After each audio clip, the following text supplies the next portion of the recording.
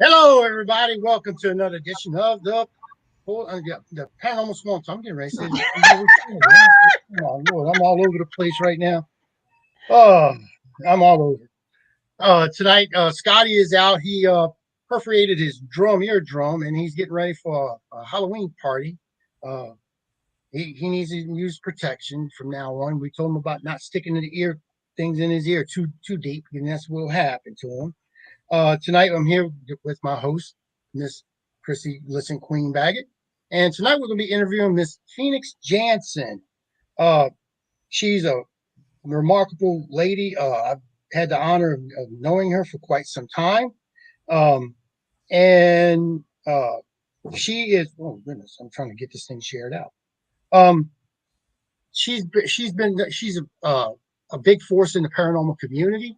Um, and we welcome to the show, Miss Phoenix. Thank you so very much. And thank you so very much for having me here. It's been a while. We've been trying to do this for a long time, I know. And I I just know. want to say thank you so very much for allowing me this opportunity to be here. Thank you. Oh, thank you. It's an honor and a privilege to have you on with us tonight. So, Miss Phoenix, tell us about you. Who are you? If whoever doesn't know who you are out in the field, who is Miss Phoenix? Well, gosh, that's a good question. I'm a paranormal investigator. I'm a psychic medium, and I study ancient civilization. I work with people over the Dallas area, psychiatrists and psychologists who work with people for in civilization, the ET air entry, and I have a lot of clients that I work with in that arena as well. And I am also a burden reader. Um, and I love to investigate, and I'm very deeply seated in spirit. And that's probably me. I'm very deep seated in spirit. So do you have a team, Miss Jansen? I do not. Okay. Um, I actually investigate a lot with Lone Star Paranormal Research, Kellen Buckley. Kellen Okay. and I have been friends for a very long period of time, and we just kind of do all of our investigations together, and it's just an amazing thing.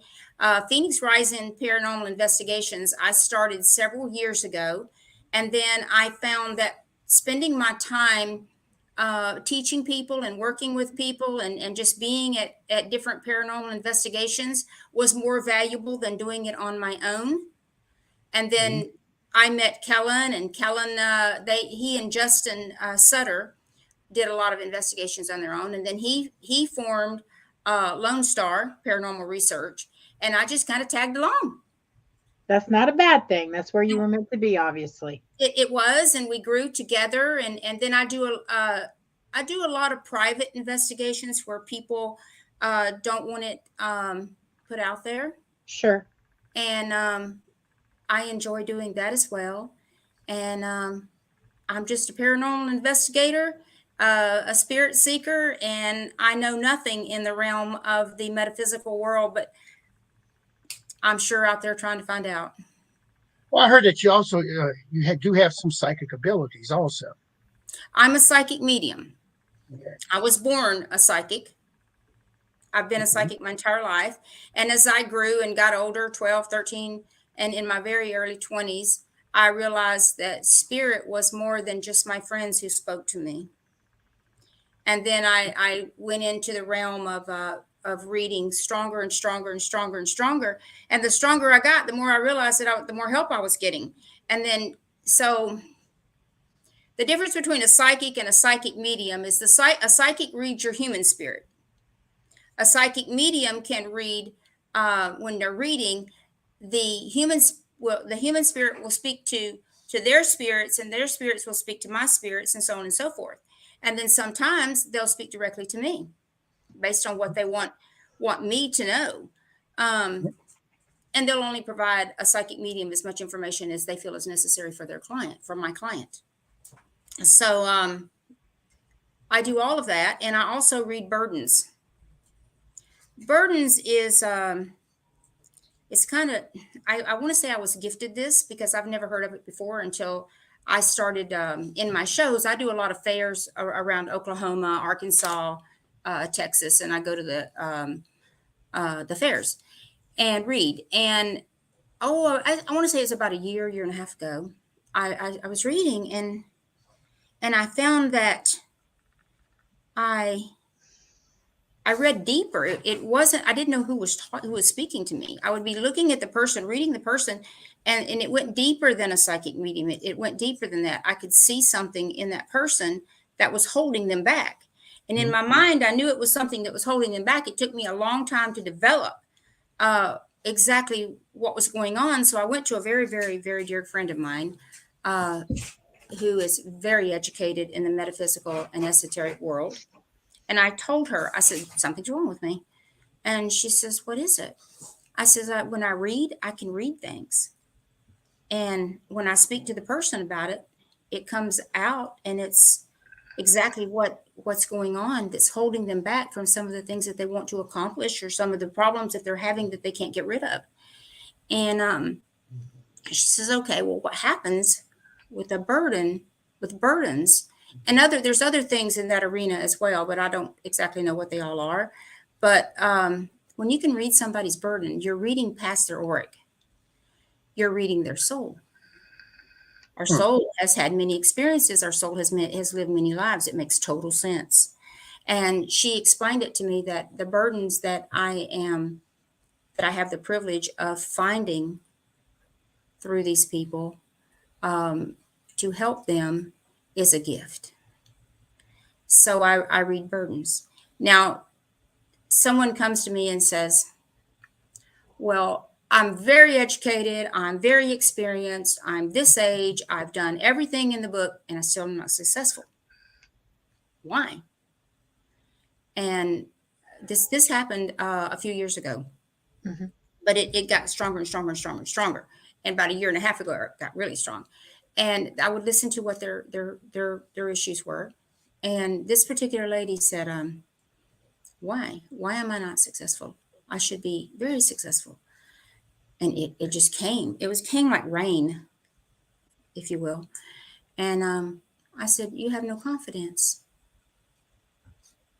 And she was like, and then I told her why she had no confidence. And I told her what it had done and what it did to her. And I can't tell you if it was a past life or this life. So I'm not a past life regression person at all. I don't claim to be. I just know that these burdens exist. I don't know when they came about, but from the soul, I can read that. So then does that leave it up to them to determine if that burden falls in their current soul or previous lived souls? And is that something that they need to correct or right? Because to me, previous lives that our souls have lived is, there's something we need to accomplish. And a lot of the time during the transition, those unmet goals or accomplishments that weren't met in that lifetime carry over. It may not be the same exact thing, but it is something there. So is that something when you're reading that burden, do you tell them you have to dig within yourself to find out if this is current or past, or how does that work? So when I hit the burden that spirit has shown me, or the soul has shown me, or wherever this is coming from, when I hit on that, most of the time these people will go, oh yeah. Well, what? They'll ask me the question. They'll say, well, what do you think? You think this was a past life? That's when I say you should go to someone who can do a past life regression on you. And I recommend a couple of people. If there's people out there doing this and you're interested in growing that, let me know, please, because I would love to have the opportunity to recommend more people, because this happens a lot. And I actually, I do have people that'll go do that and get that information to be able to further, just exactly like you said, to be able to further their information and grow away from this burden that they're carrying. It's nice to know, did it come from this life or another life? And sometimes one lady called me and she said, I had a past life regression done. And she said, I know exactly what you were talking about now. And that just made me feel so good. I didn't need to know. It wasn't my place to know, or I would have known. Spirit would have told me. Right. But yes, you're so correct. To be able to grow within yourself in our current position here on earth, you do need to know certain things about your past life. I think past life regression readers is amazing, and I think they're much needed. Absolutely. So how would you go about doing? You cut off, Howard. I think he was saying, how would you go about doing that? How would I go about reading a past life? Or how would you send them? I would give them a name of people that they're. I know one person right now who is a certified past regression person, and he's a doctor also, and I refer them to him. But there's a lot of people out there that does past life regression, and I would love to, get some recommendations if someone can email me and let me know their names and what they do. I would be able to have more people that I could send my clients to. I just tell my clients, go see this person, call this person, and find out where you stand. Was it this life? Was it in another life? It's amazing. Sure. Reading past life regression is amazing. Go ahead. Go ahead, please. You were saying that one was actually a doctor. So a psychologist, psychiatrist, is it, like hypnotherapy type deal that they do the past life regression? Is that what we're talking about here? Yep. Where a certified licensed, hypnotherapist? No, it's called past life regression. But there is hypnosis in it. Yes. Okay. There is absolutely hypnosis in a past life regression by the certified person that I use. Mm-hmm. Okay. Absolutely. That's interesting. Yep. It's very interesting. As a matter of fact, if you're really interested, I could probably get him on your show. We definitely are interested, and you can tell us after the show and chat, whatever, and we'll reach out to him, because the topic in and of itself interests me, because I'm a firm believer in, we don't just live and die and that's it. I believe that the soul is reincarnated, and it's reincarnated for a reason, and you're placed in that next assignment for a reason. And for more to go higher in ascension, absolutely a constant state of refinement. You and I sounds like we agree a lot about that. And let me ask you something. Do you believe in purgatory? That's a tough one. And I'll tell you why. Okay, sure. Do I believe in a higher being? Yes. Do I believe in a heaven and a hell? Yes. But I also believe that essentially we're basically in hell on earth. And I don't mean like the burning flames of hell like everybody thinks, but I just think that there's different realms through the veil. And I think that there's a curtain that falls between each layer, I guess. So I think that everything kind of exists where we're at, but in a different realm. Does that make sense? I absolutely believe that. I also believe that some people can experience purgatory in this life. I believe so too. I'm with you there. And I believe that the different realms, and I believe very much like you're saying that there's different realms of the spirit world. Absolutely. I've actually been close enough to enter them. So I can actually say that with conviction that there are many different realms. And why are there different realms? Because it's kind of like all of us live in different houses. Right. They live in different realms because they have experienced or need to still experience something before they can move on, before they can ascend and go into their next life. Right. However that is done. Right. So yeah, I'm a believer in many realms. Absolutely. Welcome back, Howard. Yeah, I know, my computer Howard, what started happened? rebooting. I was like, what the heck's going on here, man? It's like talk about past life regression. This thing regressed back on me. I mean, it's like, that's all right. Me and Phoenix just took over. Age, we took over the show for you, Howard. We were fine. I'm getting ready to beat some sticks on the log or something, you know. Oh my Let God. you know I was here. Crazy, man. So Well, you we miss. yeah, we were talking about the past life regression and the doctor who she typically refers clients to. She Mhm. said she could probably reach out and get him in touch with us and we could have him on the show. And Absolutely. I said I'll that do that would that. be awesome. As a matter of fact, I'll make a note of that, and I will call him tomorrow, and then I'll get in touch with you to tell you what he said. Awesome.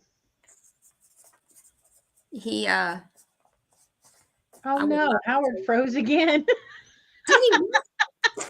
Maybe this is just our time. You know, there's no coincidences, Chrissy. None. I'm telling you. So maybe this is just our time. Poor Poor Howard. Howard. Oh Oh my God, goodness. you gotta love But him. no, I mean I'm a firm believer in everything you just said. Everything. Yep. And I think it's important for people to understand the culmination of creation and not just a religious aspect, but the entirety of who we are, what energy is, how energy is derived, how energy is used in us and with us on a daily basis. Oh, absolutely. Oh, absolutely. And you know, we can even go deeper. I don't know how deep you are into this. Something that I got into a few months ago, actually on a podcast. Uh-huh. Um, so your soul. Hmm. There's people out there that believes in fragmentation of the soul. Do you believe in that? Are you aware of? Do you know much Soul about that? fracture? Fragmentation of the soul. Yes. Yes. Soul fracture. Yes. Yes. hmm Yes. So so I can't wrap my head quite around it. Okay. But I do believe in being able to converse with your higher self. Sure. So if you can converse with your higher self who knows everything about Sure. you, Hmm. and correct me if I'm wrong, because again, like I said, I'm really struggling with this. And so I've Right. been working with it now for a little over 8 or 9 months. Okay. Um, soul fragmentation. So your soul fragments, and you can be in different places at different times, however many of you who has fragmented parts of Correct. your soul that has fragmented, you can be in different places at different times. Correct. Maybe maybe the same thing happening, and I heard somebody say this is not my words. Maybe the same thing happening to you in one place is happening to you in another place, and you can reach out to your higher self and go, hey, what do I do about this? So the fragmentation of the soul, when you're living several different lives at one time, how and when and how many does the fragments go back to the soul, and when? That is a undefined answer in my opinion. So, and when you have a soul fracture, I believe that fracture comes from a traumatic event or something crazy insane that has just happened to you. And unless you repair it, you may remain fractured. So, in my perspective, even though it can split and go off, I Yes. think it can come back. So it's almost like Yes. it's like the whole we're talking about reincarnation. So if your soul fractures and it splits and you're in multiple places reliving these things and trying to, I'm not going to say make it right, because if somebody suffers a traumatic event, it's not their fault. But trying to put yourself in a different position so that doesn't happen, or maybe the way that you deal with that trauma and heal from that trauma and help people who are also experiencing like-minded trauma. I think that those soul fractures can come back together. So I don't think it remains split all the time. My opinion, I'm not a professional. I have no PhD here, sister. Well, no, it's what you're saying is very interesting, very true, because I do a practice. It's called, so we all have a grid. This is the word that I use. We have a grid, a soul grid. Okay. And when it fractures, you can call all of your fractures back to that grid to make it whole again. I would say so, yeah. I've done it. I've done I've done that ritual to where when I call it a ritual, it might not, I don't want that to sound like I do rituals because I don't. But it's an exercise. It's almost like a meditation, if you will. Sure. And I try to call all my fractured parts back. Okay. And I feel 100% better after that meditation. Okay. So what is a fractured soul? Can you explain that to me? Because this is the first time I've ever heard of a fractured soul. Really? Well, yeah. I mean, I'm not into that part of the paranormal. Chrissy's done an I'm amazing job. She's further along with it than I am. So I like the way she thinks. So, Chrissy, explain this to Howard, please. Okay, so when you're talking about a fractured soul, you're talking about something, like I said, something traumatic happens. So you take your soul in its whole. Something traumatic happens, something horrific, something that changes or evolves you in your life force, right?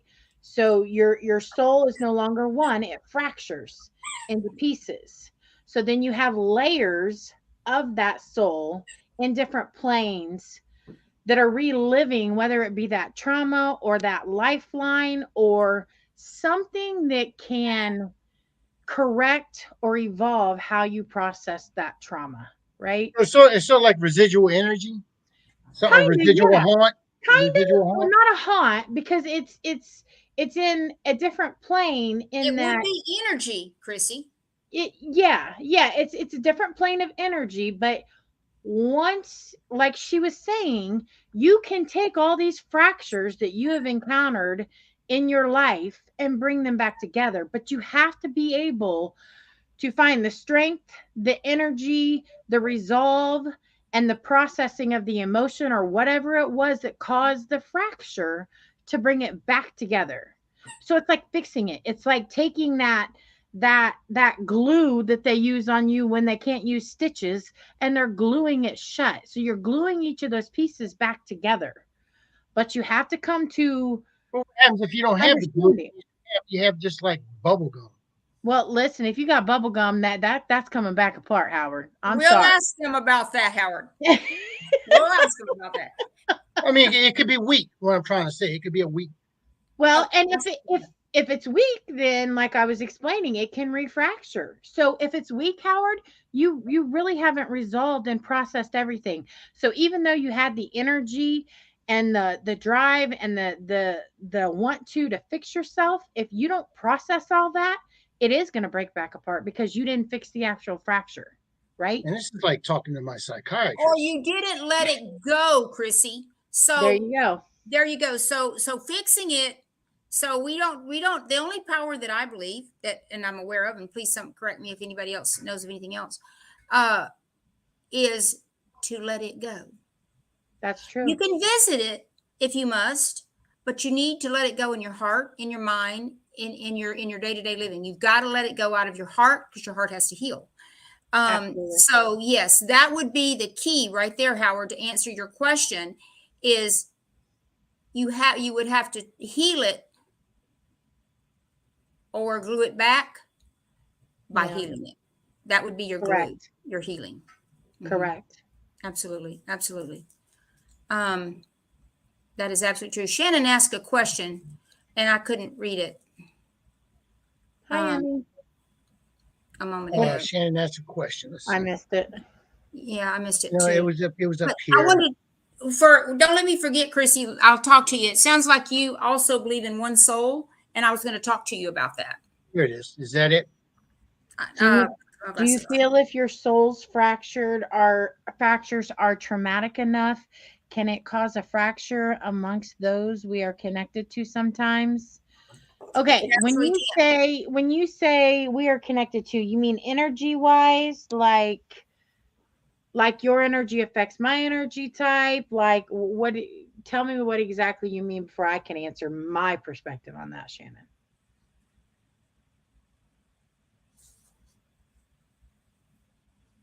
You got to remember there's a delay in this too. I know. We're waiting. Energy wise.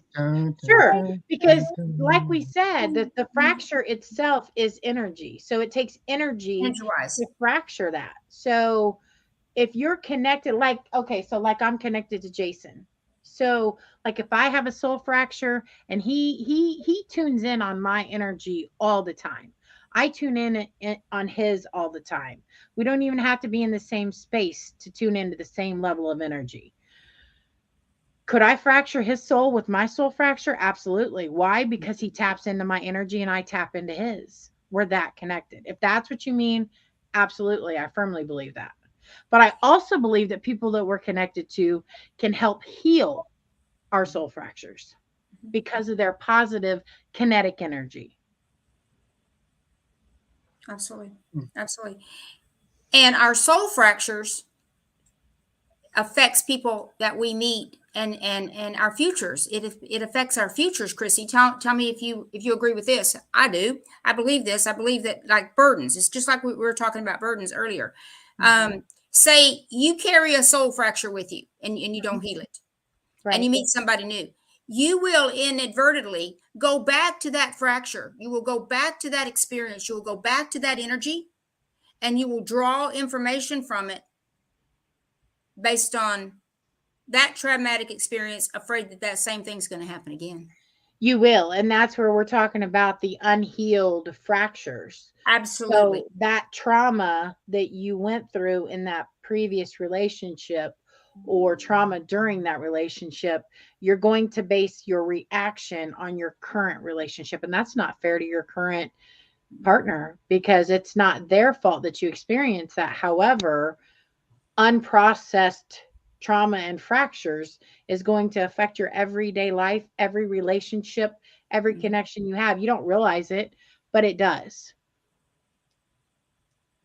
It really, really does. And if you can just recognize, and this is where we go into the burdens. If you just recognize that you're carrying a burden of a bad experience, something that happened to you and not your fault, and you can recognize that through the burden reading, and you can go, well, how do I heal it? I mean, I it becomes such a part of your life, Chrissy, Yeah. that you you don't even recognize it as a burden. You recognize it as if your hair. Yeah. You it's just a part of you.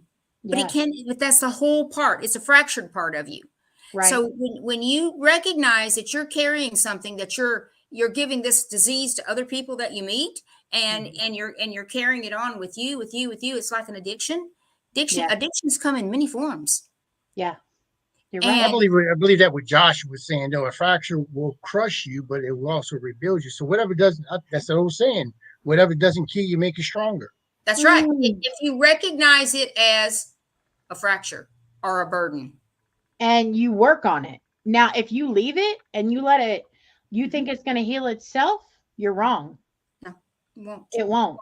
You have to take that whatever it is, and you have to process all those emotions, and you have to let the burden of those emotions, the hurt, the anger, the pain, the fear, you have to let it go. You do. However it is, you can process that. If you don't let it go, that fracture remains. It may kind of heal, but it's still there. Yeah. And a lot of people has to do an exercise, something physically to make that happen. Right. And a lot of people, they call that cord cutting. Yes. You're familiar Yes. with that? Mhm. Yes. Mhm. And I will say one of the most common practices that when people talk to me about stuff like this, I'll say, okay, so here's your burden. Here's the issue. I want you to take a piece of paper. I want you to write down every single Yes. thing you want to say to that person or to this event that happened in your life. Put it all down on paper. Every single emotion you have with it. Yep. Crumble that piece of paper up, burn it, Burn it. and let it go. Absolutely. You And, burn it. You burn and it you, and let it go. exactly, you have to let it go and burn it because that is the actual release of that negative energy or that hurt energy or that trauma that exists. Well, I tell people that writing it is is giving it away, is giving it back, is giving Yep. it back to the universe. Yep. And burning it or crumbling it up and blow it into the wind, allows the universe to take it and do whatever it wants to with it. And the universe can take it for the good or whatever they want to do. They can make something good out of it in the future for someone else, but you've let it go. Right. Blowing it into the Jenny, wind is a good one too. Jenny's got when she says, I have a burden, but I'm not healed from it. I'm working on it, but I'm stuck. I don't want my broken soul to affect my children. Chrissy? Well, I mean, I think we just gave you kind of the resolve for the cutting of the cord. But here's the thing. So when you do it, the intent has to be there. We could tell you to do this all day long and you could write it all down. But then when you let it go, you're not actually letting it go. But here's the thing, you can also bring it back. So once you let it go, you have to let it go for good. Mhm. You have to be sure that this is it. I'm done. I don't want this burden. I don't want this hurt. I don't want this pain. And the intent has to be there when you're processing through this. Because if the intent is not there and you're still holding on and you're still hesitant, it's not going to work. And you Would can you agree, Phoenix? I absolutely agree with her. I mean, with you, Chrissy. Yes, I absolutely do. And another thing you can do, you can pray. You can pray about it. You can ask God to remove those burdens from you, so that and your children. Because if you have a burden, known or unknown, it affects your children. All of us. It affects all of our family members, our coworkers, everybody around us. You can pray about that. God hears all our prayers. She said, I'm taking my burden to court. Well, okay. Don't go burning the courthouse down, sister. I'm sure that's not recognizable as okay in the UK. But I mean, all the negative feelings and energy that you have toward him and about the situation or the relationship as a whole, you can still cut the cord to that. Cutting the cord to that doesn't mean that you can't finish the process of the divorce or whatever the instance may be. I'm assuming divorce. Mm-hmm. But reach out and talk to somebody. I mean, you have me on Facebook, Jenny. I think you even have my phone number. Reach out and talk to somebody, because sometimes talking to somebody helps you boil all those emotions up so they're there on the surface. When they're there on the surface and you're ready to cut that cord, that's when you need to do it. Mm-hmm. Just my thought. Absolutely. My problem is I take my burden and I just go ahead and nurture it and feed it. And I give Not it okay, Howard. I'll coddle it. Howard, stop What? it. You know I do these things. He does. He does. We'll try that sometime, Chrissy, and see how that works out. She said, I'll be good, Chrissy. I'm in Ireland. I asked Jesus to take the wheel a million times. Yeah, sister. Amen. Jesus, Got that right. Jesus will, but you also got to take those reins too, because you got to have that intent to let go of all that negative crap. You do. And free yourself. Free yourself. Free yourself. Yeah. Mm-hmm. You know, that's a freedom from your burdens is a wonderful gift. God can give that to you. Yes, he can. I'm not used to a show like this. It's been a long time since I've done a show like this. I'm sorry. No. I'm being good. I think I'm being good. Usually I'm all over the place, and I'm bad. I'm a bad boy. That's okay. We can do bad, can't we, Chrissy? No. I don't want. No. Oh, you might not want to open that door, girl. No. Open that door. You're welcome, Jenny, anytime. But seriously, if you need to talk, reach out to me. You can message me anytime. I'll talk to you. I'll pray with you. I'll pray for you. I'll pray for you as well.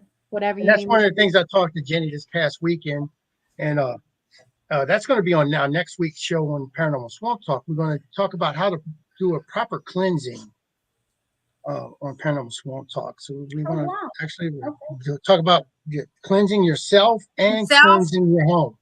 Mm-hmm.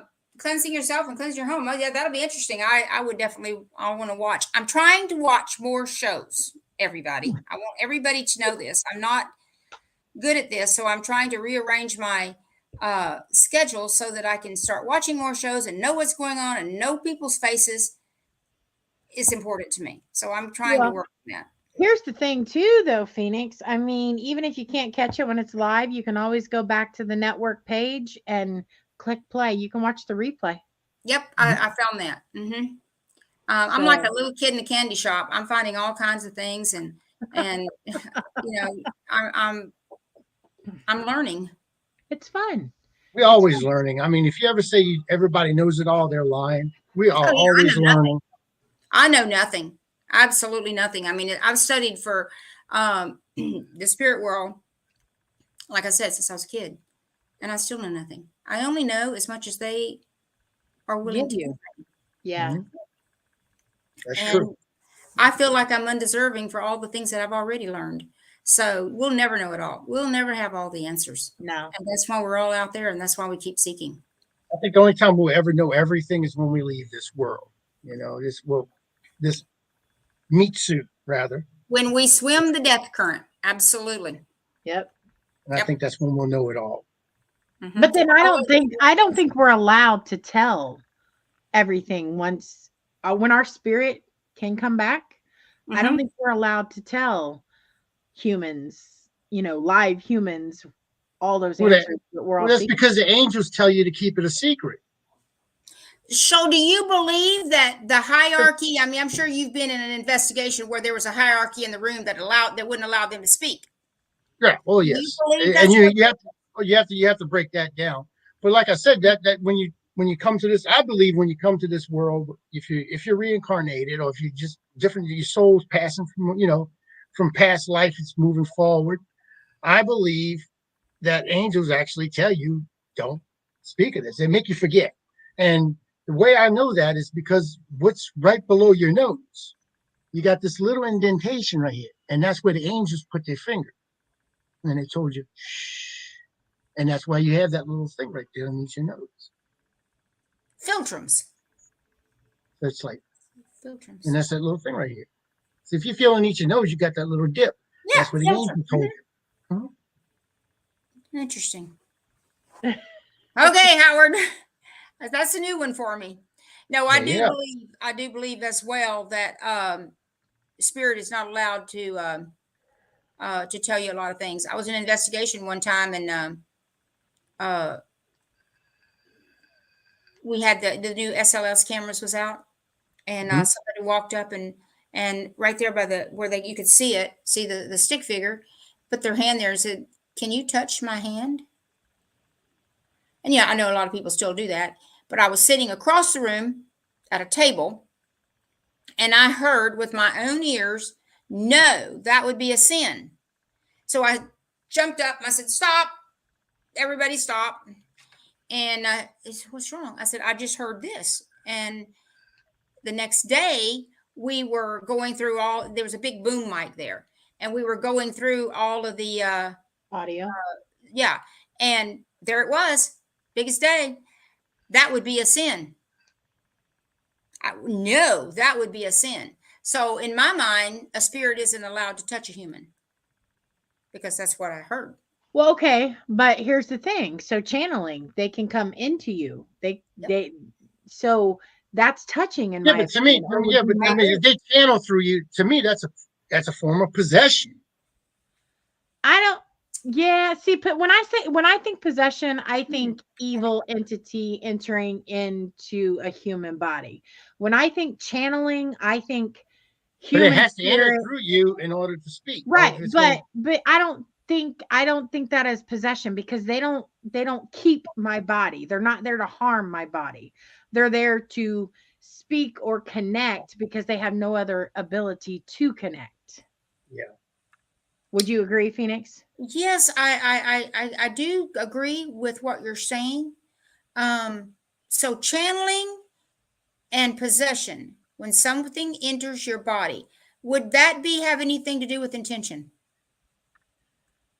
I would yes, but Basically, you're saying that the channeler they come into your body to channel through your body to provide information. that would be a different intention than if something possesses your. So What's according to whether it's bad or good? It's still a possession, I think. well, I mean, you can Well, call it that's that, kind but of I disagree. They have I control disagree. over you. They basically have control. They do. They They do. do, but Just because it's light or if it's dark, it doesn't matter. You still are possessed. possession, in my opinion, is negative. Okay, that's a form. I guess a lot of Okay. people because So you for always you- see these movies and stuff, and it automatically you think the devil's possessed this little girl. Or The Exorcist, a possession. That's a possession. So Well, in other I words, mean, if I'm you not. have someone that's good that comes into your soul and is trying to spread the word of God or whatever, and that's a possession also because they're controlling you. I disagree. But I mean, I see where you're coming from, but I just think possession is evil in nature because the intent. The channeling is just a form of connection where they're not trying to harm you or use you in any negative way, shape, or form. They're not going to harm your body or your soul, but that's the only way they know, or that's the only way they can connect to get their message across for whatever reason. There's other ways they could do it. I mean, there's different. You don't methods. know that. We don't know that because that's like saying that one spirit talks to us on the recorder, but another spirit talks to us without the recorder or touches us. It's you don't know how they use the specific energy to connect. And we don't know that they all That's can use every bit of energy to connect in every way. They can't. I don't think they can. Yeah, see. but I go ahead, Miss No, Phoenix. I'm sorry. please go ahead. Go ahead. No, that's what I mean. I just believe that's my belief. Okay, Sure. is that even though you have to look at the definition, okay, and there's going to be one fixed definition of a possession, and it's when something takes over takes over something, okay, and then there's repossession, but I mean that's besides the point. I mean, people getting that done every day right now. I mean, that's I don't want to go there. And a forged But- bill. Here's my question, and I don't know the answer to it. So I'm hoping somebody out there does. So when you channel, I'm not educated in channeling. So if you channel, are they entering your body? Or are they just using your voice and giving you information, maybe not unlike a spirit does to me? Both. I think Both. channeling is more than you Either, giving them either. permission. You're giving them permission when you channel. Well, sometimes not, because you basically give them permission when you give them permission to talk to you and utilize you on any energetic connection anyways. So you're giving that open invite if you have the ability to channel them. So let's say, for instance, you have something that just using audible to you will not show the family member what they need to see. But if they channel into you and specific body movements or gestures that only they would do, that's the way they present themselves. Does that make sense? Well, see, that's the whole beauty of what we're doing, and what we a lot of the shows out there in the paranormal field. Well, there's George. Hey, George. Hi, George. George Chaplin. Well. There's Princess Phoenix of the paranormal. There he is. What's up? And then he's got down George. here I love Shannon. George and Kara. Oh, I love those guys. Shannon Rogers equals badass. She is. She's badass. She is. But I mean, that's what I like about this. I mean, before I even saw George, I was getting ready to say this. That's why I like when we could sit down there and we can actually talk about this, and we can agree and disagree all day long because there's no right or wrong in this. We don't know. Right. So, but I'm bringing in Miss Phoenix. I'm bringing in Shannon Rogers. She is doing a show with it's about the metaphysical, and you said you would, and you've been asking questions in here, so I'm like, well, I'm gonna just bring her in here. So I mean, that's kind of pressure. What's happening? Let me get my ears on. Hold on.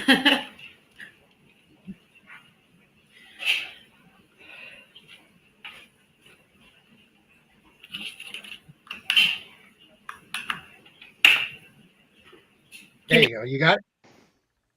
Yeah.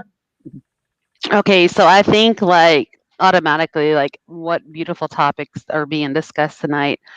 They mean a lot to me, and I'm so glad you ladies brought that up. And Howard, you're amazing too. But no, keep going. I'm just here because I kept going. I had to put a little bit of makeup on because I've been like work from home, so I look homely all the time. So I had to throw a little bit on, but I had you guys playing in the background. I'm like, yes, yes, yes. I'm like, guys, I'm your biggest cheerleader tonight. I'm here to support you and comment and just be there with you. So thank you for covering the topic tonight. Yeah, so I was gonna say to Chrissy, and hey you, how are you? I'm good. How are you? Drinking Wonderful. coffee. I'm tired. It's okay, you can be tired. I would like to learn, I would like to study a little bit more about channeling because I think this could be a really deep topic. And when Howard brought that up about possession, I was like, okay, I don't know. But I would like to get into that a little bit and let's plan a show and have another topic and talk about this topic again. Uh, because Shannon, there's a honey, I lot. can hear your breathing. Oh yeah, Shannon. You can hear you breathing. It's like Oh, damn. My it's, work headset is way too much. I'm it's sorry. like when I'm looking through them next door That's neighbor's okay. window. You know, that's not right. Just- I thought Darth I'm Vader getting over pneumonia, so Okay. you guys know. Here, is this better? I'm sorry, Phoenix. Go ahead. Yes. No, you're fine. And I'd like to really discuss this topic more because that just opened up a whole can of worms for me. To discuss that, I think Yeah. that would be amazing to further all of our interest in that. Shannon, you as well, and study that topic and all come back together and revisit it. So channeling.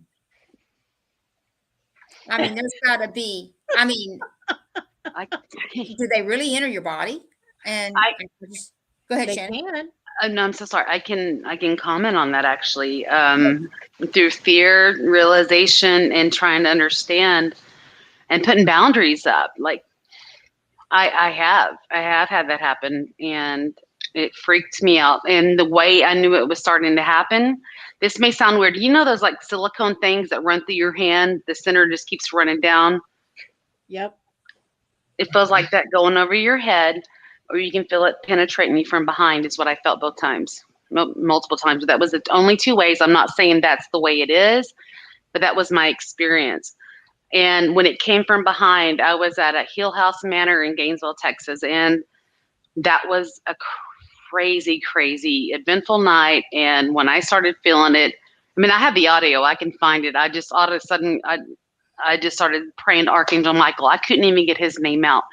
I just started going, Archangel Michael, Archangel Michael. I was saying it so fast I couldn't get my words out, but it stopped. And so I learned also when it starts going over, because there's certain entries that spirit can come into you, supposedly from what I've learned, the back of the neck. I think I learned that from you, Phoenix, actually. And then over the top, the crown. There's certain, I guess, gateways that make it easier for them. But when I started feeling that, and actually, Phoenix, I talked to you that day at my mom's apartment when I walked in that door and I saw that man's gray, sunken in, almost skeletal face, and he grabbed my heart. It took like 35 minutes for me to like get my heart rate back down again. My mom was worried, and you were like, "What? Ask him what he wants to say." And I'm like, "Well," at the moment, I was like, "Yo, I'm just still trying to deal with what just happened." And so what I did, and I told her, I said, "I can't do this in front of my son." So I went and took a shower. And when I went and took a shower, it's a white shower curtain, double layered. It's a normal shower. I'm facing the curtain, not the shower. And I asked, "What do you need to tell me?" And I literally see like, oh, I got goosebumps. This hand coming at my face, almost as a shadow coming through the curtains.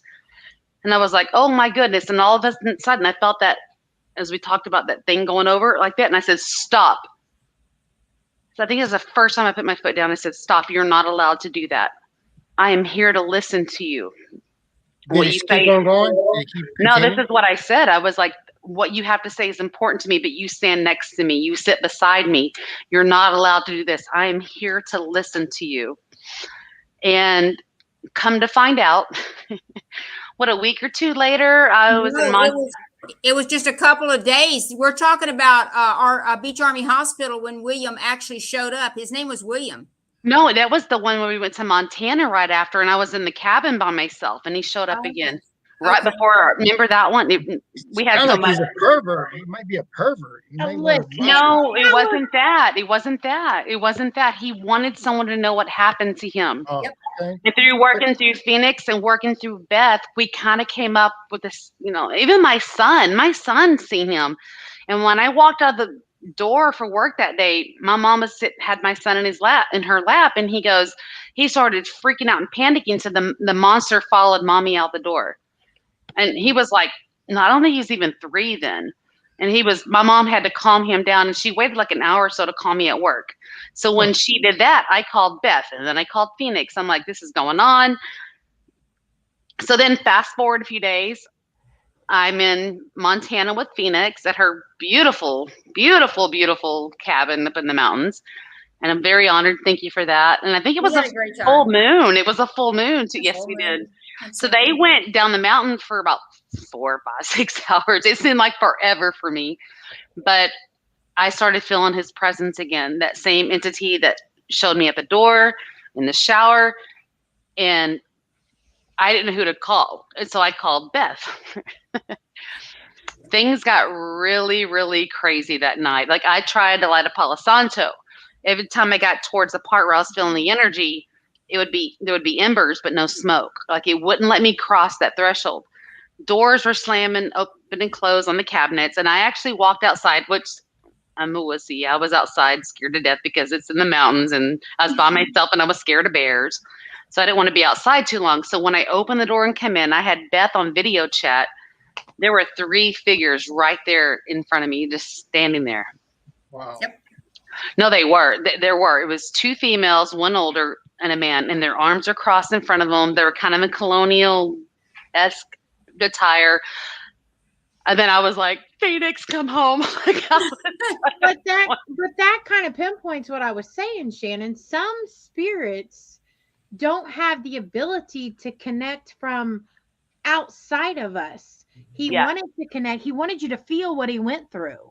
There have been things that connected to me that couldn't vocalize that entered me. The very first time it happened to me, it freaked me out, not gonna lie. Yeah. And no, I couldn't move. I couldn't move. I couldn't get up. I could talk, but I couldn't move. And my team member was completely freaked out. He didn't know what to do because that was the first time it had ever happened. And it happened at the Monroe house. So first mindset is, oh my gosh, is this something evil? Is this something bad? No, it wasn't. It was a female, and it was a spirit, and she wanted me to feel everything, but she couldn't vocalize it. Yeah. Because there are bad entities there that shut her down, that won't allow her to speak. But by entering me, she chose you. Correct. I think channeling is a chosen thing. They choose you. Correct. They choose you because they're hoping, and I've found, I'm going to say 95% of the time, they just want you to know what happened to them. They just want you to know. And like the thing what happened in Montana, like as soon as we went to the Dumas brothel, it was very much realized the man who was in my face, everything was from there. I brought him back and left him there. But he just wanted to know that he had a heart attack. He wasn't a very good person. But I hear what you're saying. Like a lot of times they just want you to know, and they don't know how to tell you. It's not like they have a book like they do on, what's that? 101 Ways How to Connect to the Humans When You're Dead. Yes, that book. How did you know? There's no book like that. Like all there is energy. Like I can only speculate that when we leave our body, like our energy is still very much active and alive. Like why wouldn't we have our thoughts, our concerns, our love, our spirit, everything except for our vessel? We do. Yeah, but exactly. But how do we know what to do there? Like, how do we know what to do now here? You know, like that's the question. But I believe some of these things they want to channel through you can actually hurt you. That was of course. Because I mean, I did an investigation. It's called the Devil's Boneyard up in Bogalusa, and I went to this one grave. I mean, 90% of the graves in that place was children under the age of 1. It was weird. People would go up to this place. It's in the middle of the woods, and it's well taken care of. And people would go up there and commit suicide at this cemetery for some ungodly reason, but they went there and did it. And I came across a grave, and right at of course, you have the headstone, and then you have the footstone that says, it said mother. So I said, hello, mother. And when I did, it felt like a baseball bat came across the back of my head. I mean, right, and it almost knocked me to my knees. So I said, well, maybe it's just, I try to give the benefit of the doubt. Maybe it's just maybe a migraine or something that just came across. Something. I walked away, got rid of it, came back, and I said the same thing. Hello, mother. And it did it again. So I've made a mistake, and I said, you you bitch. I hate to say it like that, but she hurt me. And I'm trying to just sit there and communicate with her and help her. And she followed me for 5 days. You weren't dealing with the child in that tombstone nor the mother. You were dealing with that chaotic, crazy energy that was there because of all the suicides. I'm guessing. Go ahead, Phoenix. I'm sorry. I had a medium do the reading on me and everything. And, well, matter of fact, your co-host on your show that's coming up. Jen. And she told me that basically what it was, it was a mother. She was looking for her child, and she was asking me to help her. Mm-hmm. And now if she would have came about and did it a different way, that would have been fine, and there would have been no problem. I could have done my best to try to find her child and find, doing some research on it. But this, whatever it was, it hurt me. I mean, it knocked me down almost to my knees, and it kept attacking me for 5 days. I had to go to Catholic church and get it removed. Basically, I mean, I went to get anointed just to get it off of me. Yeah, that's what I'm thinking. It had to be some type of negative energy or entity, because it is it's my understanding that it's believed in hoodoo. Mainly, I think voodoo is a voodoo saying. So a spirit can't hurt you unless you hurt a spirit.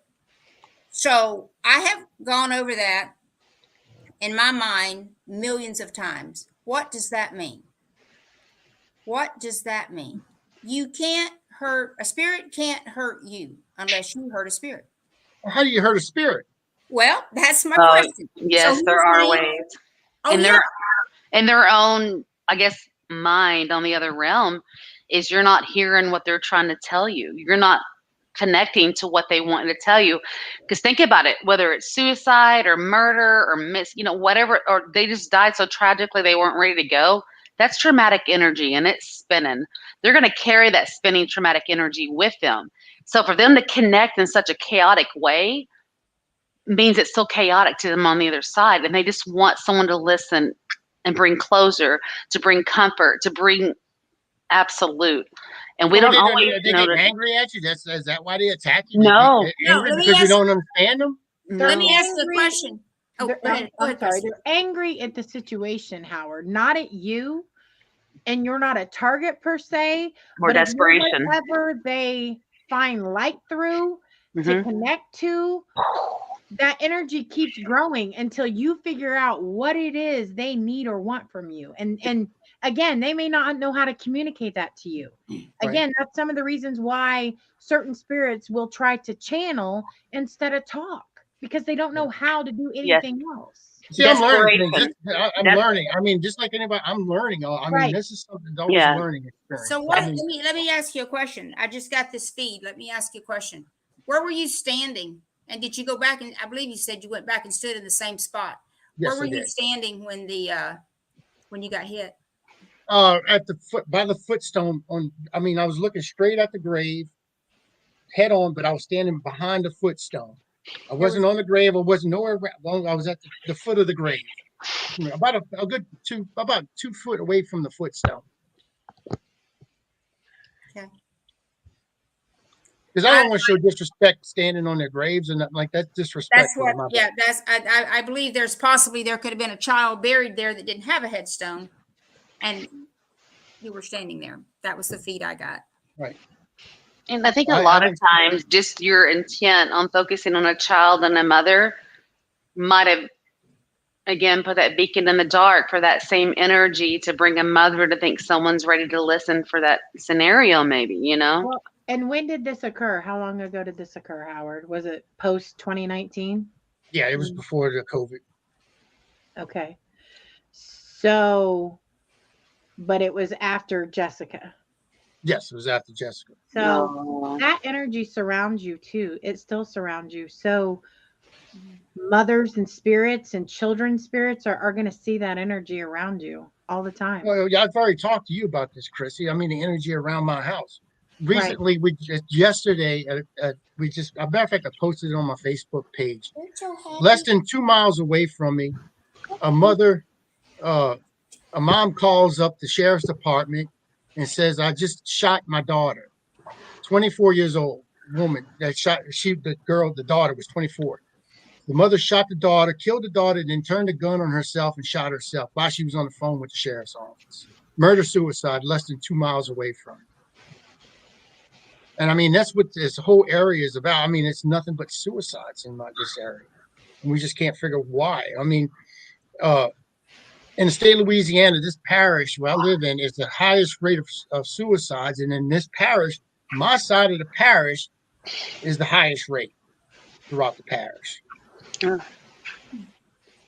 That's hard. Yeah, it's got to be real hard on you. You and I talked a couple of years ago. Remember that? Right. We had a conversation. Yeah, that's wow. Well, negative energy has to be ridded. You have to rid negative energy. Go ahead, Shannon. Yeah, you do. And there's so many. You kind of have to know what it is, where it came from. Was it the land? Was it a home? And it can get so deep. But ridding that negative energy is very important. And I don't think people realize the importance of that. A lot of people just don't realize the importance of cleansing an area. I have the perfect storm where I live at. I mean, when my daughter passed away, I was told that because you never investigate your own home. I mean, I was always told that you never. I mean, I play around here and I look at different meters and stuff, but I don't put it out there. Depends on the energy, yeah. Right. And I mean, I had other investigators, 3 other teams come in. Angela Johnston, she came here with her team at one time and she did it. And I had an Alabama team come in and I had a Texas team that came in and did investigations. And the energy that's here, they said they had a portal. And when she passed, they left this portal open. It's hard to close this portal. Then, with that being said, there's a lot of energy that comes in and out of this place all the time. And then on top of all that, this is all Indian burial ground. So, I mean, I was telling Chrissy yesterday, I can walk into the woods and basically show you Indian mounds back there. I mean, I don't touch them. I'll walk around them. Don't mess with me either. Can I comment on that? Yeah, go ahead. Indian burial grounds, but also suicides, especially in a very high suicide rate area. From my experience, suicides can definitely create portals because of all the chaotic swirl of energy. Very, very, very, very much so. Like, it's just, I've dealt with that before. Like when you're dealing with your daughter and with everything that happened, I just want you to know, like, it's very, very, I can understand, like in your area, like, have you talked to people about cleansing your area? Maybe to the group. Oh yeah. I've had a priest that came up, actually done a blessing through the whole, blessed my animals, my house, everything, blessed us. We did that twice already. In my house, I have medals, Catholic medals, St. Francis, I believe.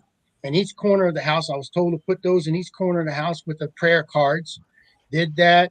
I was told to put iron spikes in each corner of the property, and use camphor.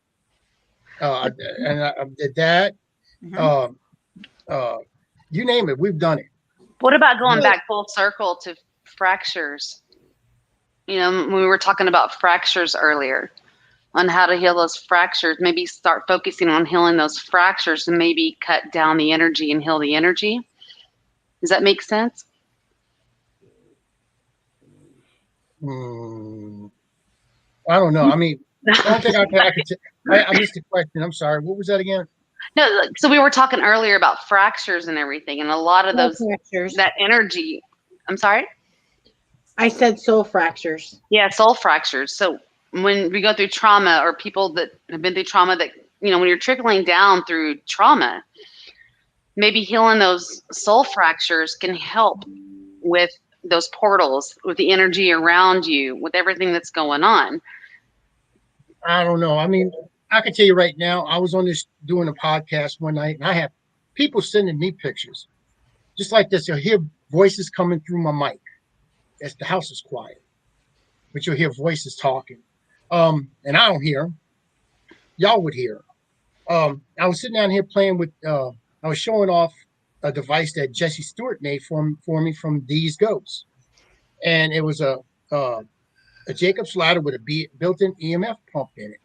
And I played, I was proud of it. I mean, this is the first one that's ever been actually out there besides someone else making it on their own that he was producing. And he sent me the very first one, and I was excited about it. And I turned that thing on, and when I did, about 10 minutes later, they started on this side right here, they had a mass that started forming. It started small, and it just grew bigger and bigger and bigger. And it was like bluish. And I didn't know, wasn't even aware of it.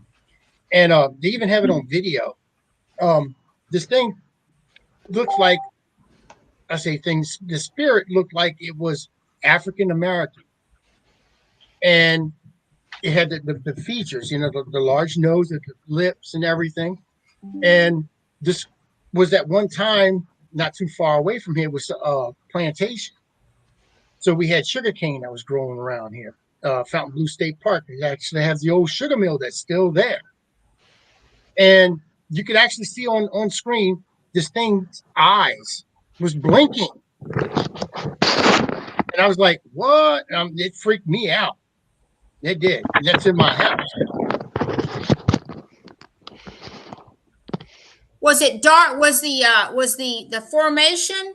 Did it feel like it was whole, or could you see through it? Was it light? Was it dark? I can send you pictures of it. I'd love that.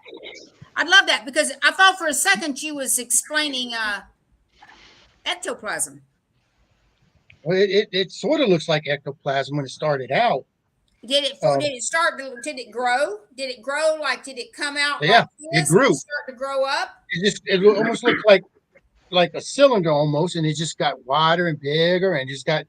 Matter of fact, I'm gonna send the pictures over to Chris. Maybe she can put them up. Let me see if I can find them, because I got 10,000 pictures on here. Hey Shannon, how you doing with your StreamYard?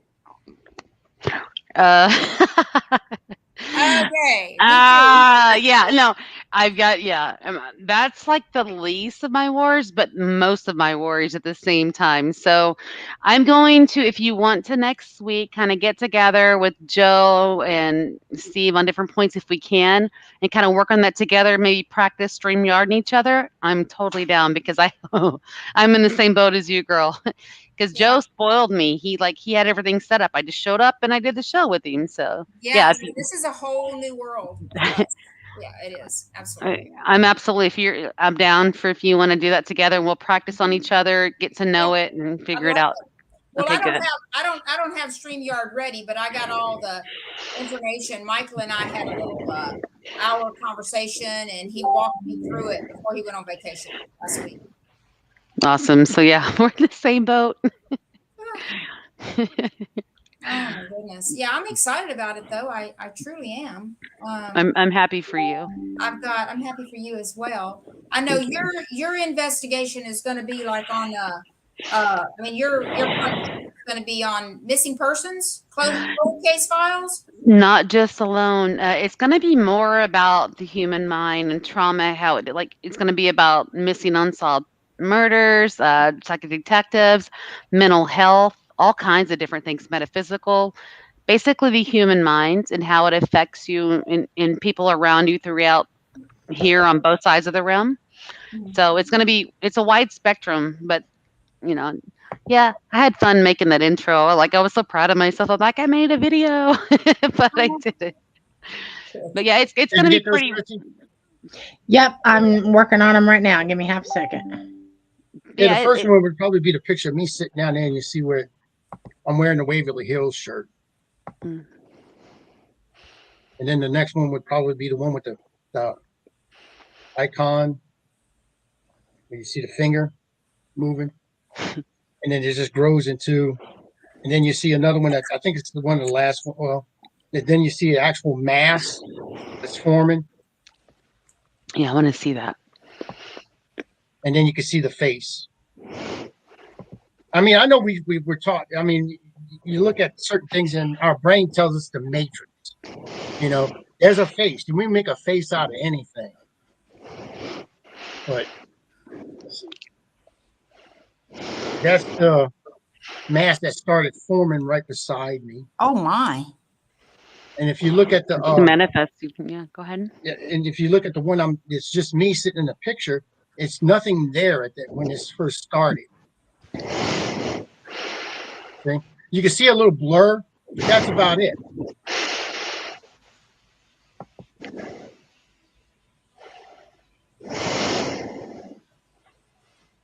Wow. And that's when it's forming. It hasn't formed yet. And Darth Vader is back, sweetie. Does it look like there's a hand reaching out? Do you see the fingers, the 4 fingers? But if you look at the top of it, look at way up at the top of it, you could actually start seeing the face forming. Yeah, I want to see the next one. You have another one, right? I'm curious. Mm-hmm. And that's another one where it was forming. There you oh, sorry. You're so cute. And then you can see the face more there. Oh, And it's like I multiple see it. faces. I see it. Right here. I see it completely. And it was blinking on a video. I don't think that's disputable right there. And that's what it formed from. And that was while you were on a show? I was doing a show. What was the topic that Behind night? We were just talking about different equipment.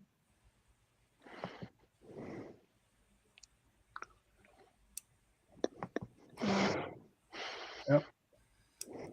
Wow. And that's the second one. Yep. That's when it started I forming. want to It was see the about a face man. one more time. That one to me is the most that has my interest the most. Beepsy. Oops. Chrissy's putting up porn up there. Oh, Chrissy. My porn's laying over there in the bed. Mine's in the drawer.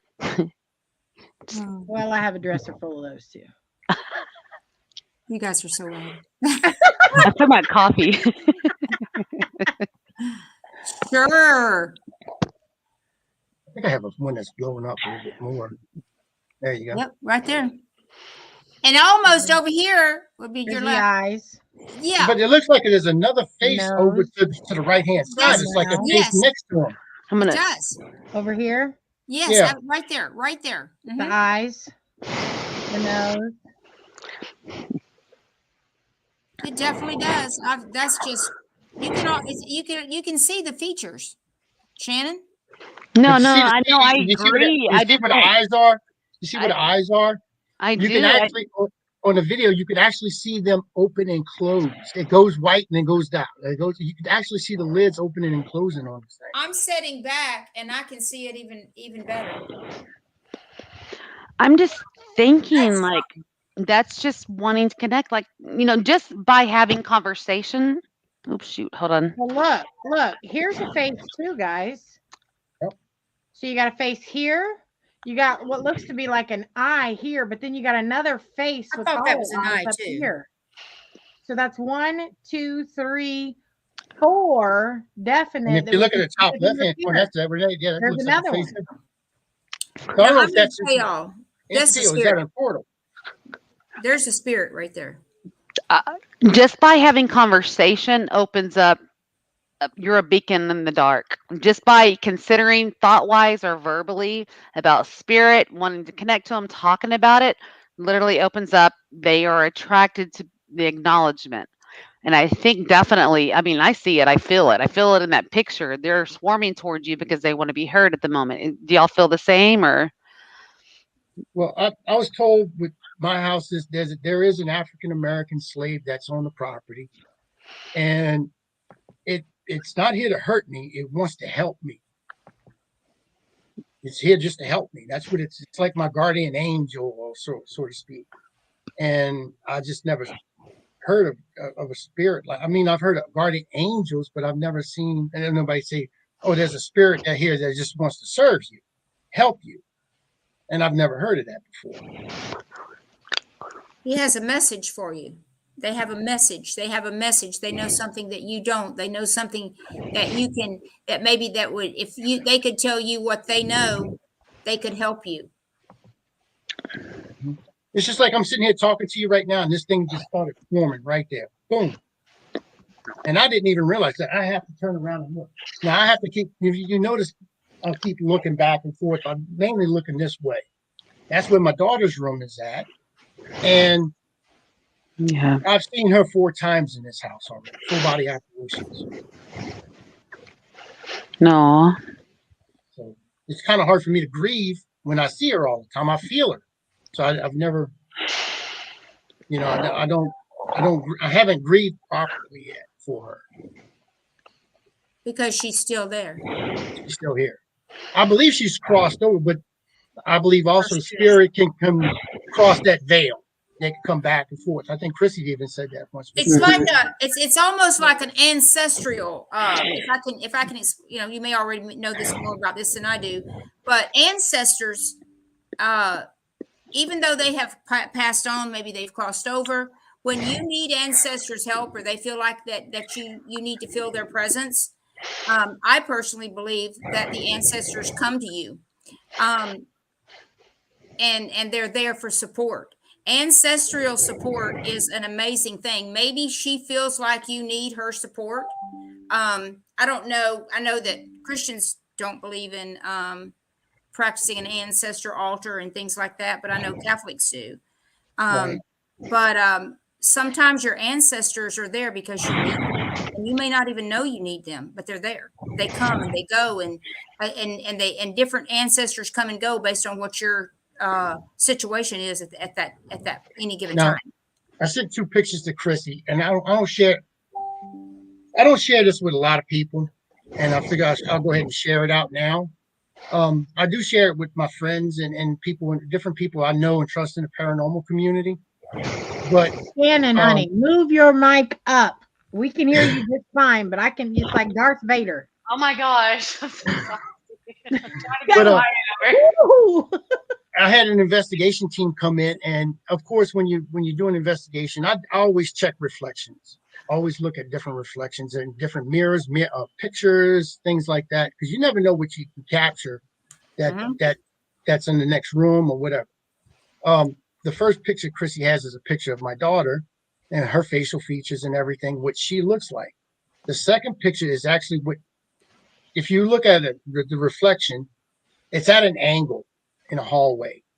And the reflection is actually in the bathroom where she committed suicide at. And she had social anxieties and things like that. So when they had people here, I believe she was hiding and she was just checking out things. But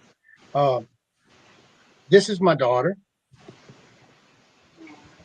She's beautiful. She's beautiful, Howard.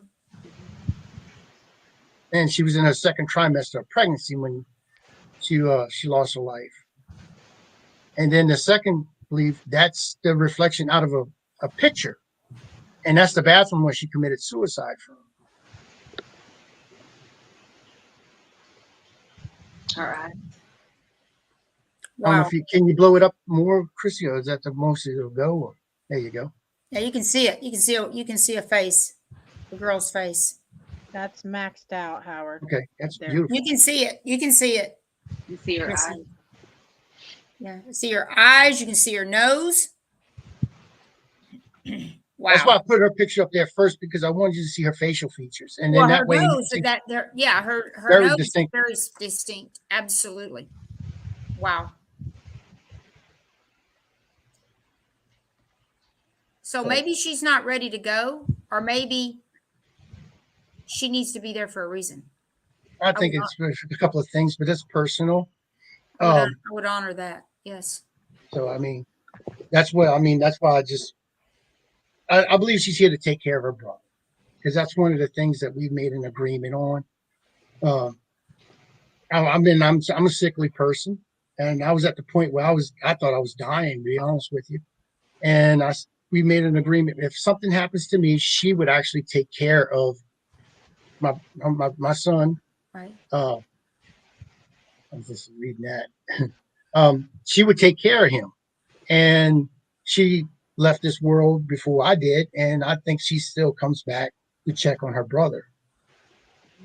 Could Now I've heard music boxes in my house. I don't even own a music box. Okay. I've heard disembodied voices. My wife come out and say, "What did you call me?" And I ain't say a word. She says, I can hear you talking. I'm not saying anything. I've walked out of my bedroom and into the kitchen, and our kitchen chair will pull out in front of me, just and face me. I mean, I've gotten so used to this, I just go back and push the chair back. Go about my business. Have you acknowledged verbally that you're aware that she's there? Have you said that out loud? I have. I told her I actually asked her to move on. I told her she needs to find rest and take care of her baby. And we did with North Shore Paranormal Society, when they came out, we did an ITC session, and that's one of the first things she says. "Hi, Dad. Hey, Dad." And then she says, you can hear different other people trying to come in. I said, "You tell them this is your house. You tell them to back off." Okay. And she came and said, "I'm taking care of the baby." And I was skeptical, of course. Somebody's coming into my house. This was a tragedy that was well seen through the community. So I'm thinking that these people might, they might have, knowledge of what happened and stuff like that and what the story was. But we got through almost halfway, and she says something on the spirit box that just I dropped down, and I want to I felt my heart drop. Of course, when you're raising a child, when they're going to say certain things a certain way. They say key phrases. And when she always would get in trouble, or I would start to reprimand her, she would say, "Oh, I forgot." That was her getaway thing. "Oh, I forgot." And that came across as clear as day. "Oh, I forgot." And that's when I knew it was her. That's cool. Wow. I felt good hearing that. It did. I mean, I even had the dream. They say I had that. It was so real. I woke up and I was like I wasn't even sleeping. I was crying. I mean, I had tears coming down my face. And I was standing in her bathroom, and I seen her walk past, and I walked into her room, and there she is. Next thing I know, she's laying on the bed. She's just the biggest smile she can possibly have on her face. And I said, "Baby, you need to move on." And when I told her when she needed to move on, I woke up instantly. It was like a waking dream almost. She's trying to help you to move on as well, I think. I mean, that's why I keep looking down the hall and stuff like that. Because like I said, I see it. I mean, the most recent sighting was about 2 or 3 weeks ago, huh, Chrissy? Told you about it? Yeah. You should honor those appearances. Mm-hmm. Oh, I do. Thank her for coming. You keep hearing Daddy. It's okay, Daddy. I mean, I've had people tell me different stuff, and I mean, I don't listen to them because I know how she was. She's very stubborn and very pig-headed like her dad. So I know what she's like, and I mean, so I know who she is and what she would do. I mean, I raised her by myself since 2006 Yeah. when she was a little girl. So you get to know your child. She's still your little girl. Yeah. Yep. I would honor her visits to you. Let her know that you're you're happy that she's there. Um, hey Stephen, how are you? Now, this is a question when we first started out. I've been thinking about this thing, and we were talking about past lives. Yes. And my question is, do you believe, do any of y'all believe, because this is a belief I have, that we start off, we see those past lives. We've lived all those past lives and stuff like that. You know, we've been there. But I think we come back because we haven't learned what we're supposed to learn. So we come back to learn what we haven't learned the first time. So it's an ongoing learning experience every time we come back. We are always learning something new. Our soul is. So that's called a constant state of refinement. We are. Every day that we walk this earth, we're in a constant state of refinement. So every time something happens, good or bad, this is my belief, if we acknowledge that and go, wow, that hurt really bad, but I did learn something from it. It goes with us when we pass. And that continues on and on and on. And I've had hundreds of people ask me that question, that very question. And I say, do you believe that Einstein got that smart in this world? No. Do you believe all the people that wrote great music learned it in this life? No. It was a progression of learning and learning and learning, and they were meant to do that. I truly believe that. We never stop learning, but what I think that some people fail to do, and I've done it myself, is I fail to acknowledge the fact that I just learned something. You go, oh, that was the worst thing ever happened to me in my life. Well, actually, it wasn't, because you're going to get to live with it many lives after. Right. So that's my answer, guys. Chrissy? I completely agree. Just like we talked about earlier, it's an evolvement to your higher self and bettering yourself as you enter each new step of life. So there's also in the Bible, it's called the Merkabah, but the chariot of ascension. So you get on the chariot of ascension, and you ascend and ascend and ascend until you get to a point to where you don't have to come back, is my understanding. You can choose to come back, but when you've reached ascension, then I believe personally that you become a halo, and that's staying in the spirit world to help others eternally. Let me ask you this: if you didn't learn what you're supposed to learn, maybe you came into this life and something happens, and you're supposed to learn something in this life, and you didn't learn it. Could that cause a fracture? Either you didn't learn it or you didn't acknowledge that you had learned it. I don't know. Do you believe that would cause a fracture, Chrissy? Potentially. Yeah. Potentially, yeah, I do. Shannon? I have somewhat of a belief in this concept. It doesn't mean I live by it, but I have a curiosity of it that I believe somewhat, like I said, there's no experts on anything, but part of me kind of believes that before we come into this body, we can sometimes maybe choose our existence. If we're going to go through hurt, if we're going to go through like what we're going to experience in our human life. And I've talked to a lot of people about that. So I have somewhat of a belief in that maybe we can decide, okay, so we're going to live a perfect, wonderful life, but we're going to, in other spirits, maybe want to experience trauma, want to go through hurt because they don't know what it's like.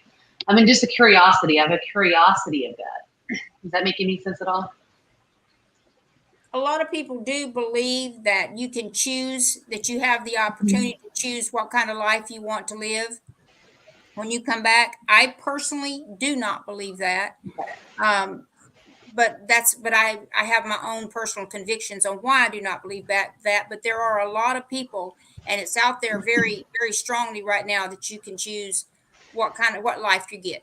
Right. I had no foundation, just curiosity of it, if that makes sense. I would, and again, like you said, nobody's an expert, nobody really knows, but so my take on that is no, you can't, because here's the thing: if you're able to choose, then you're not being put into those circumstances that you need to fix, evaluate, Learn. and ascend I hear you. from. Right. So Yeah. that's like saying, okay, we're going to take you and we're going to put you into a perfect existence, a perfect life where nothing goes wrong. You have no lessons to learn. I don't care how many soul fractures you have or don't have. There's always lessons and ascensions to be learned. So you can't choose what I would call a perfect life. No. That doesn't exist. Yeah. It doesn't exist. We all go through life lessons, whether it be traumatic or not. To me, this reminds me of that movie, What Dreams May Come, with Yeah. Robin Williams. A lot of this. Never You seen know, Movie. It's amazing. You know, Howard, I just thought of something, and I'm sorry, I did not mean to interrupt either of you, but it came very strong. You might want to think about, and I would love to help you, or you can maybe study it on your own. You might want to think about taking a trip to the Akashic fields, or or having an Akashic reader read your Akashic records. And anytime you go to an Akashic reader, you must go to this Akashic reader with one question in mind. And only you would know that, Howard, and you certainly don't need to tell me what it is, but you need to think of a question, something on your mind, not necessarily a question, but something in your mind that would help you grow with the communication with why your daughter is still here. Mhm. And go to the Akashic reader and see if you can get that information. I took a journey to the Akashic fields on my own through meditation. It was very long and it was very difficult, and it took me many, many times to make it happen. But I went with just furthering my self improvement. Mhm.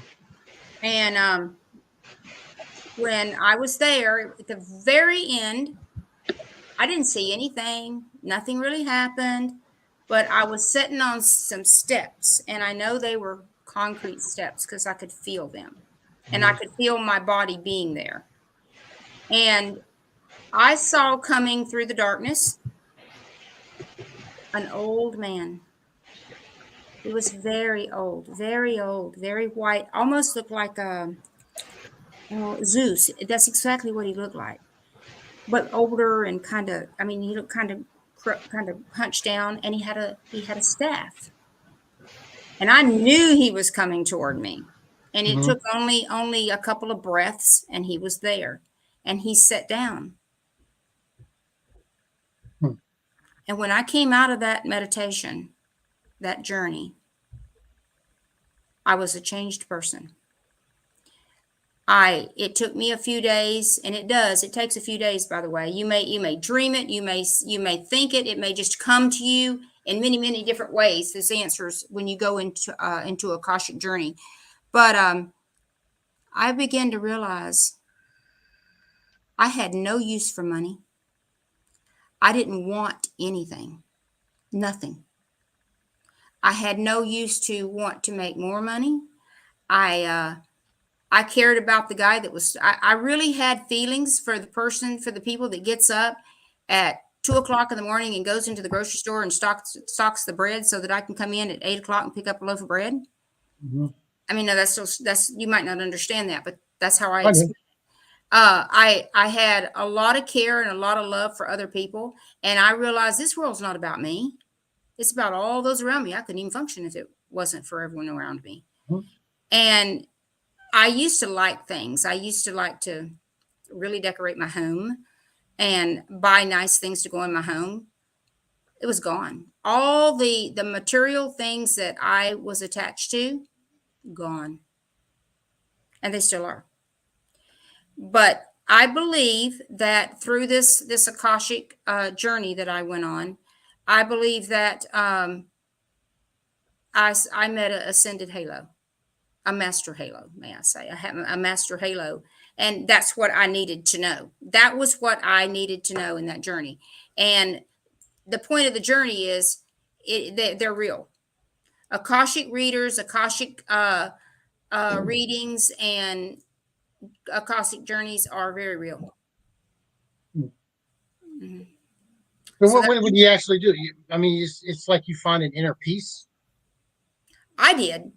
But when you have something that's very important to you, and it's like your daughter, very important to you, the most important thing in the world, and there's something inside you that you just know that you need to know. No one Mhm. else can tell you what that is. Mhm. It's something that you know what it is. If you don't, it'll come to you. And maybe you should ask. Maybe you should take that journey and ask. Right. My biggest question when she first passed away, when she committed suicide. I'm Catholic. I'm Roman Catholic. Hmm. Um, Okay. she in our religion, we believe that if you take your life, you're damned to hell. Hmm. And it took a Catholic priest to talk to me about it, and he says, "Howard, let me tell you this: people die of diseases every day, cancer. They get in wrecks. I mean, that's accidents, but people die of different things that have heart failure, such things of that nature. Mental illness is a disease, Yes. and she had quite a few of them. That it just came when the onslaught of it came when she became pregnant, and that's what wound up taking her life. And he told me, he says he's with our Father. She's happy. She's in the kingdom of heaven. So I was like, okay, and I was put at ease with that.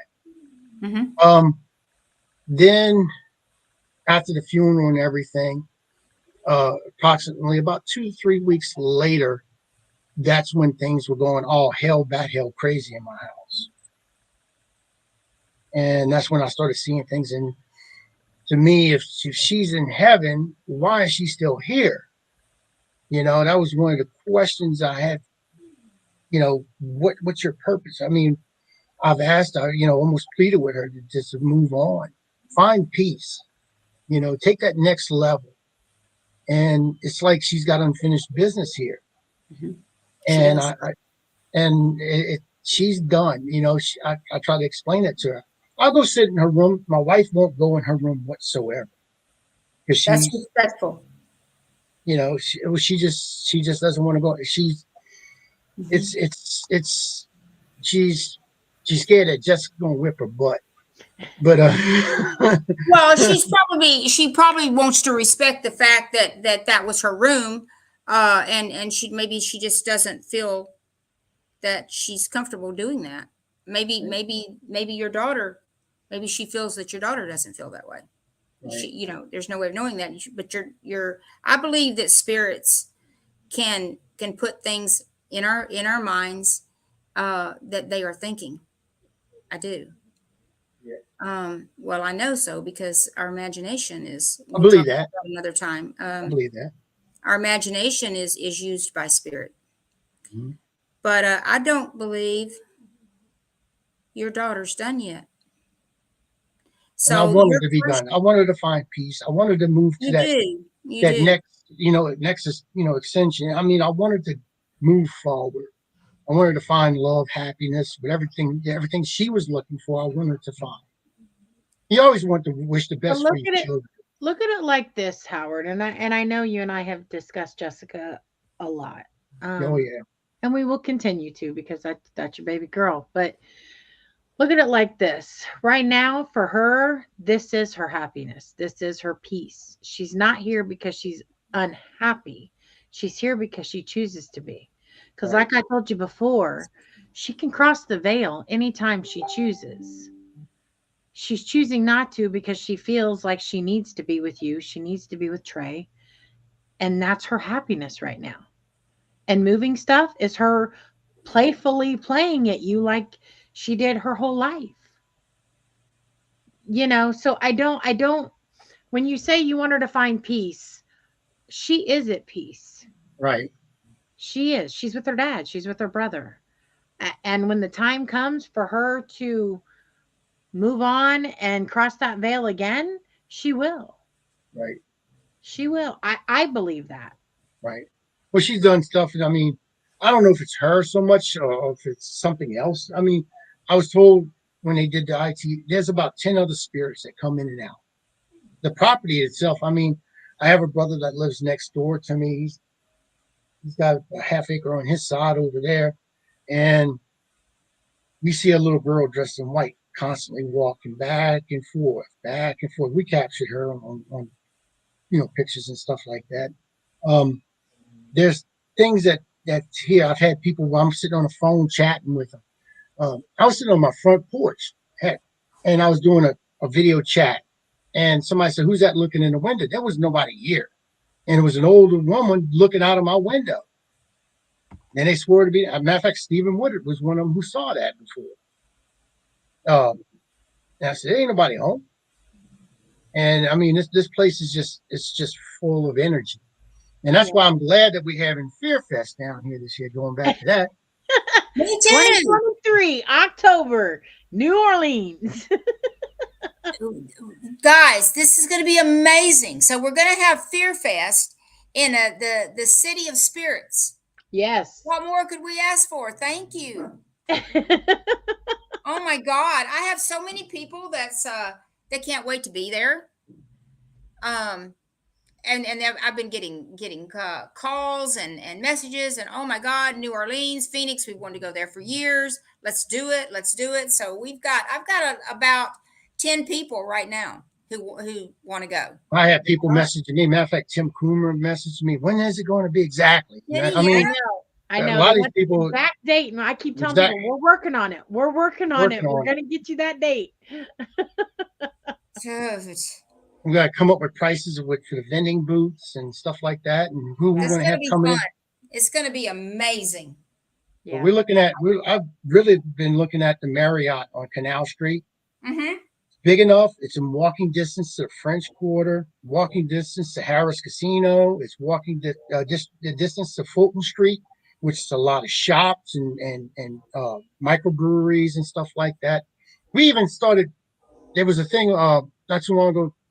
Since Louisiana, we're known for growing sugarcane and rice. Okay.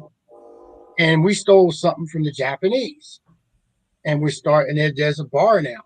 We are making sake now in New Orleans, in Louisiana. So we actually have sake. If you like sake, we have sake now. I've never tried it. My son loves it. Have you tried it?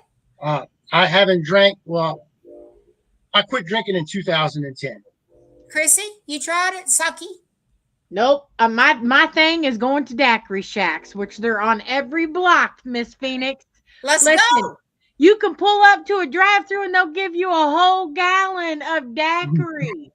Yeah, we have drive up, girl. You don't even have to get out the car to buy your alcohol. We just drive up to it. We're lazy. That is funny. It's funny. Yeah, I'm ready. Let's do this. I can't wait. Seriously, I'm talking to a lot of people, trying to get them on board. I'm reaching out. Matter of fact, New Orleans, one of the most haunted bar rooms in the United States, Jean Lafitte's blacksmith shop. Yeah. When when we got married, I brought everybody. We just walked around, went to the LaLaurie Mansion, took pictures out in front of the LaLaurie Mansion, the Ursuline Convent, the Sultan's Palace, all these places these are well-known, documented, extremely haunted places. And I'm surprised nobody has ever thought about having one here. Everybody wants to go to and I'm not knocking them. You go to Waverly Hills. I love Waverly Hills. That's on my bucket list. Never been there. I want to go there. My God, it was so good, Howard. Oh my God, it was so great. And you should see the video that I have. It's beautiful. So I went into the morgue. I'm sorry, I didn't mean to interrupt, but no, go ahead. I went into the morgue and at Waverly Hills, and we was filming, And I was sitting there, and I looked out, and there's a slab table, stainless steel table over to the right, and you could see the moon coming perfectly, perfectly. And I said, "Do you see the moon?" And a man said, "Yes." I said, "It's beautiful." He says, "Yes, I look at it every night." Plain as day. Joshua, it is off limits right It now. is We off have limits. boycotted it until the owners get it back. But Right. some of us have been, so we share our experiences. Yeah, it was wonderful. Matter of fact, Stephen, Crystal, we were all together that weekend. It was beautiful. Just beautiful. I'm looking forward to going there because I've already once Charlie and Tina get it back, me and Ernie, he said we're going to go on a private investigation. Oh, and that'd be nice. Yeah. we're going to be nude. We're going to Oh God, I'm gonna say I'll stay here for that one. Oh my God. Well, that's one of the things we made. I mean, he can bring a biscuit or two if he wants to. I don't know where he's going to put them, but we're going to be naked. We're going to run through that thing. I won't make it up the first set of steps, to be honest with you, Miss Phoenix. I mean, I'm going to probably pass Yes, out. you will. It's the power behind the spirit, the energy that we've been talking about tonight. When you get to Waverly Hills, it's nonstop. You can feel it. You can feel the spirits, the trauma, the pain, the suffering, and it just goes on and on. Well, the one I want to see at Waverly is actually, once I get there, I want to go where William is most seen. Okay, William. Yes, I remember William. And that's the one I want to. Wasn't that in that atrium? Is where he's the most seen with the organ? I got a picture. He had a picture of him running. He actually got a picture of him walking away down the hallway. Yeah. That Ernie That's a sent Beth me. question. That's a Beth. Yeah, that's question. all Beth Allen. Bed. Oh, I'd like to know where William he's most seen, because I remember that. I think it's on the third floor, though, if I'm not mistaken. I don't know. I want to He was say thrown. that's right, but Right. They killed him. They killed him. His kids or whatever killed him. Threw him down the elevator shaft, and they did the same thing to his dog. And you can they're. I mean, I talked to Ernie. You can hear the dog whimpering and barking and stuff like that in there. Mm. So to me, that's an amazing. I want to see that. I feel a connection to William. Mm-hmm. That's who I'm going to see. I mean, I know Ernie and Denise that it's all about Sarah, and it's a beautiful story that they have. Yeah, it is. Mm-hmm. How they met and what Sarah did for them. Me, it's going to be about William.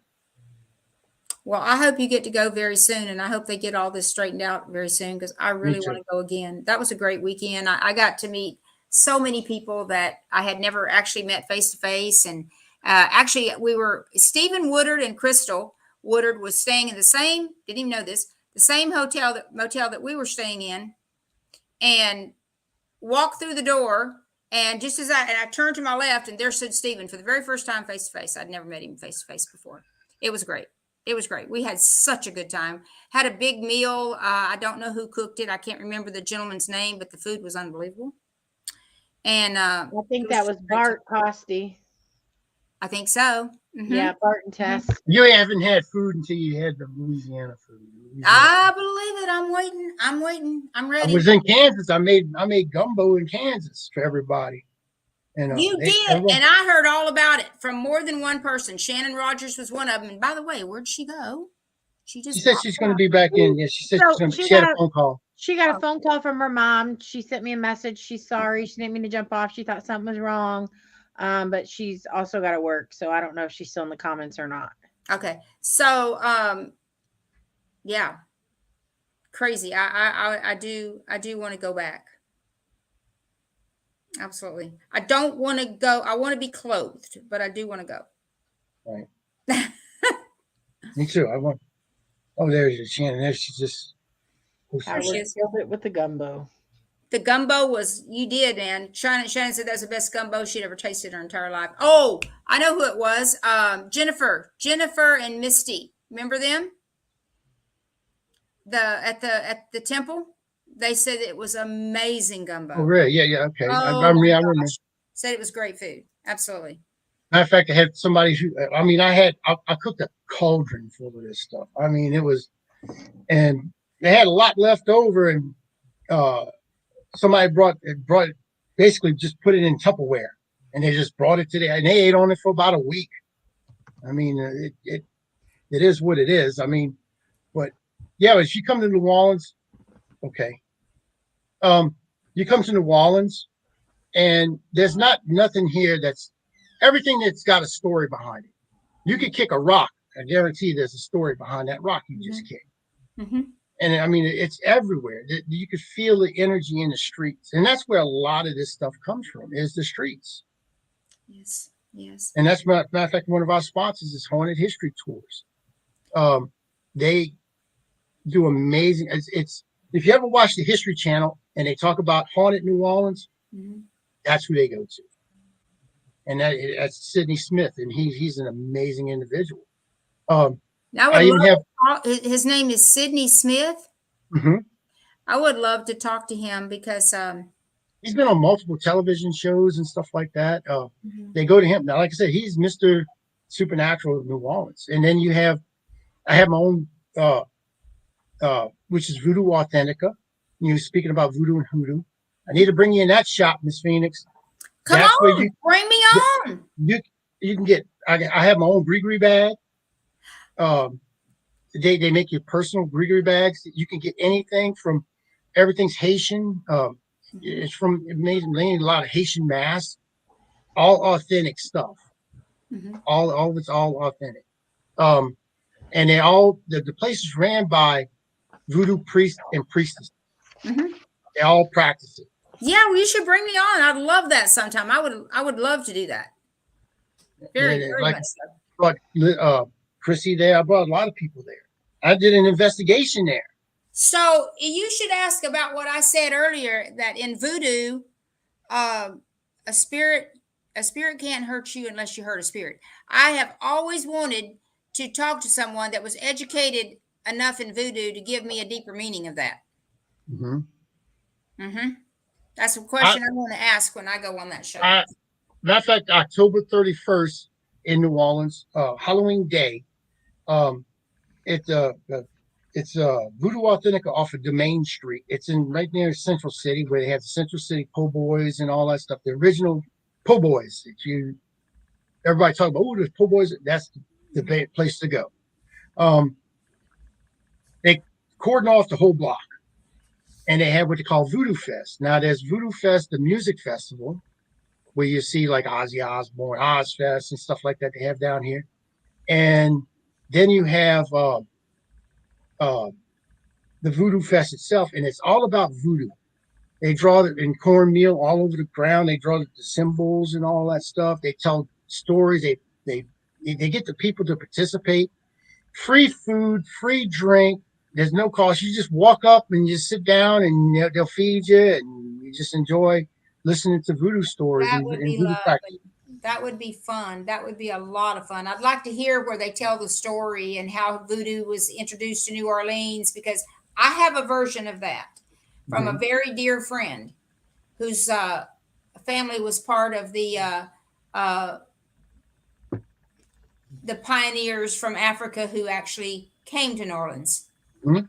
So I would love to hear that. I would love to hear that story. They have some elderly people that still they're mambos, they're the highest one, and they're there, and they share and everything. I mean, it's an amazing event, and that's during the day. Of course, that night is everybody's celebrating Halloween, bringing their kids trick or treating, or they're going to haunted houses and stuff. We also trying to see about. I want to talk to Mr. Sidney about also is getting some venues to go investigate. And more than likely, the hotel that you're staying in, if you're staying in the city, is haunted. It's haunted. And there's probably it's a story behind it. Mm-hmm. The place that Voodoo Authentic is located at, it was an all-boys home at one time. It was a big school, and it's like a private school, but it was more kids who didn't have families, and it was a boys' home. The second fire of New Orleans came because we're better than Chicago. We had two fires. We didn't have just one. We had two. Okay, because Chicago said, we're building a fire. Chicago. We had 2. Yep. Okay, so we always had to outdo Chicago's. We don't brag about it. Anyway, Listen, the much in- World Fair was going on when that city burnt down. That's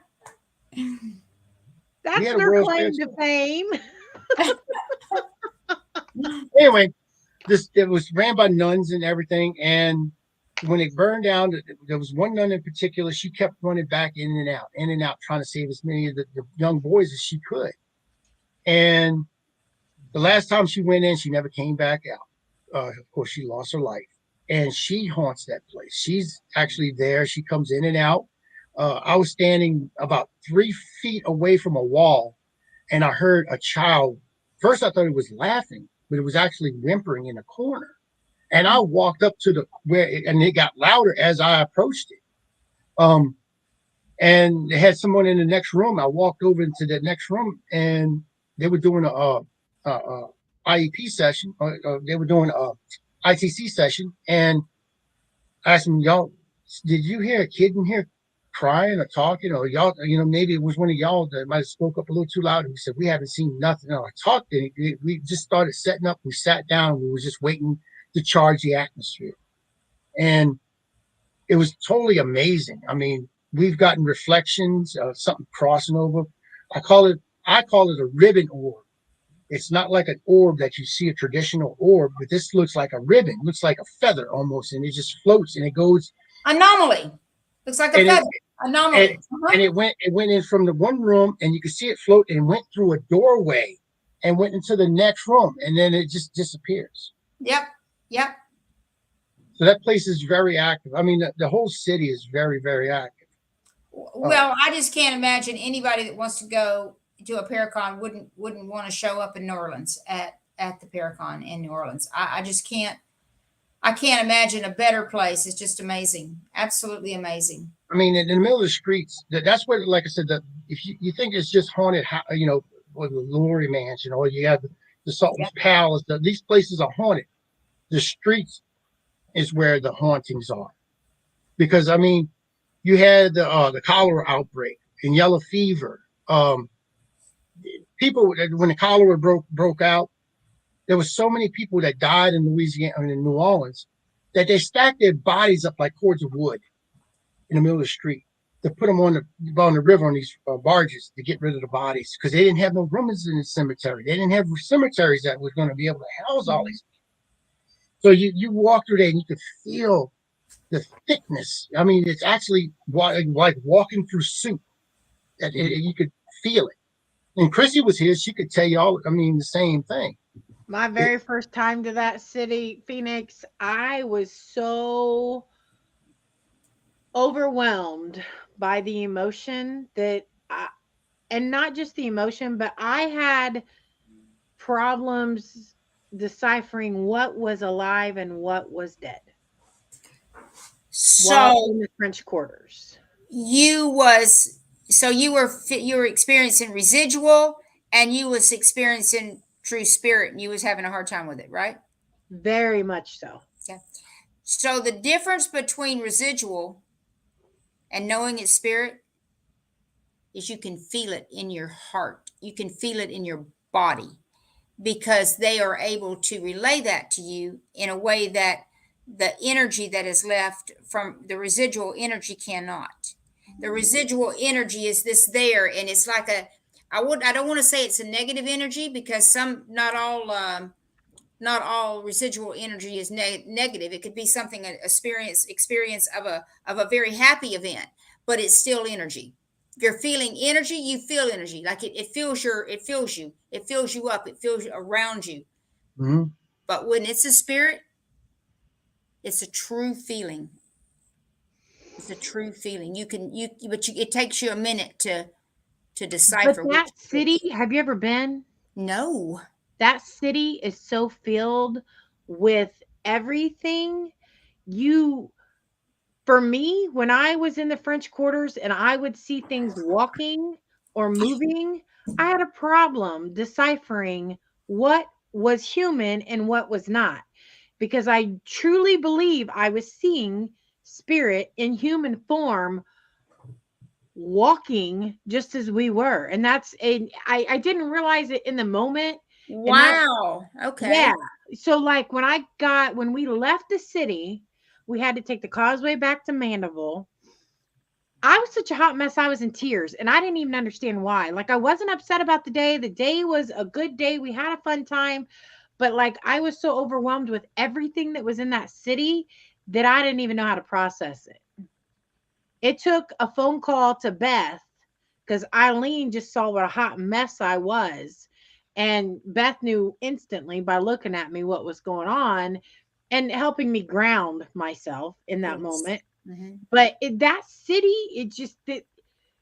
it's insane. Now, day 2, I did better. I wore different crystals and I grounded myself before I went. But so you got to be prepared to enter that city. If you have Yeah. any type Whenever if you open, like if you're an empath or or psychic, and I know y'all those type of people, because I'm me personally, they tell me I'm empathic, and only thing I could tell you about me being an empath is when I'm hungry. I That can't. is it. Shut That's up. my whole thing of the empath. I mean, I don't know. They said you need to work on it. I said, well, I'm So not doing all it. But that's my expertise. That's one of my areas of study but is but you need to shut yourself off. You don't let yourself open, because everybody, every psychic and medium and empath I've ever talked to, they want to open themselves up. Right. And in that city, you have to shut yourself down, because if you leave yourself open, there's no telling what will get you. yeah, you do have to close, but going from an empath to a psychic is a journey Yeah. and it is real. Mhm. Anybody who's an empath, that is your before the awakening to go into being a psychic. But you have to know the difference. So what happens is a lot of people, and I'll try to make this brief because I know it's probably time for us to close, but Yeah. I'd like to get this out there because I think it's very important. An empath has to know the difference between who they are and what they are trying to become. So if you're an empath and say, I'll give you a quick example, you go to the mall and you're just taking in everybody's problems and everybody's energy, and you just get to the point where you don't want to go to the mall anymore because you're so tired when you get home that you can't function. So you just start staying in the house more and staying in the house more, and that's what a lot of empaths do. So if you want to become more, if you want to grow your abilities, you have to learn how to, number one, shut them off. Very important. But you have to learn that, okay, I just passed this guy and I know he just lost his mother last week. And oh my God, that's terrible. No, it happened. So instead of just taking it home with you and keeping it with you and keeping the sadness that you felt when you passed him, instead of just keeping that sadness there, you go, okay, well, I'll pray for peace for him and his family and his past loved one. So, and then you let it go. And then you start getting in more things, and you start learning how to handle what the information and the things that's being given to you as an empath. Once you've learned to do that, you can move on into being a psychic, because the psychics know when, where, how, and why they had that information given to them in the first place. Right. So that's how, if you're an empath and you want to grow that ability, there's ways to do it. Right. Yeah. Only thing I know is that this city is. I grew up here. I was born and raised here, and I was surprised nobody ever has thought about doing something like this. Yeah. There's a haunted house at the end of Canal Street and going towards up away from the river. It's called the Mortuary, and it's actually this time of the year. It is an active haunted house. People go in there and they want to get scared. There's ghosts and demons, or then people dressed like killers, and it's a haunted house. Mhm. In the off season, this place is probably one of the most active places. Also, they've Oh, gotten, sure. and it's right by a cemetery. I mean, it's right by, I think, cemetery number 1. So it's right there, and that's where, of course, that's where Marie Laveau's buried, and it's just amazing. It's just an amazing city. So I can't wait. I know there's a lot of people who's has New Orleans on their bucket list, and I hope that they will come and share with us New Orleans. It's going to be Oh, a that's blast. good food, good people. I believe that. I do. I'm trying to get talking to some people right now, trying to get the brass band actually when the first day opening up for this thing, have a brass band. You ever seen the city and they got the guys dressing and they're playing the Mardi Gras Oh, music type yes. stuff. Mm-hmm. I know we get in touch with that. And also Mr. Sidney Smith, he sits on a chair, or if he's the chairperson of the Brew Parade. I think I was talking to you about this, Miss Phoenix. It's a Mardi Gras style parade. It's the same thing that you see at Mardi Gras with the floats and everything. And I'm trying to get to coincide when we want to do this Fear Fest because it's in October, and all the floats are designed to look like monsters and stuff like that. It's a Halloween parade basically, and they have that through the French Quarter and all. So you'll see an actual Mardi Gras type parade when you come down. That's You going to catch be great. beads. You catch beads and all that stuff, cups and all that, and people be flashing and all that. It's crazy. Well, I just hope that they don't come through before we've had too many daiquiris. Listen, we're going to be dackering it up every day. I'm ready. Let's do it. I'm just saying. Can you guys hear my dog snoring? Oh yeah, I think I won't say I don't do that. He won't get him down. He goes to sleep and he snores like, oh my God. So yeah, I'm excited about New Orleans. I'm excited about the Paracon. Let's do this. I'm on countdown. It's again, it's October. We don't know yet. We're looking at venues right now. 2023. We got to lock in the hotel first, and then we'll release the date. I see. Okay. Yeah. It costs this to get you have to put down payments and everything else. So that's what we're working on. Yeah. So hopefully if there's anybody out there listening tonight and you want to sponsor this and get your name out there, contact Howard. Contact Chrissy. Your turn. Chrissy. Sorry. Contact Chrissy. Sorry, guys. Contact Chrissy. Yeah. I know the city go-to for everything. The fixed person.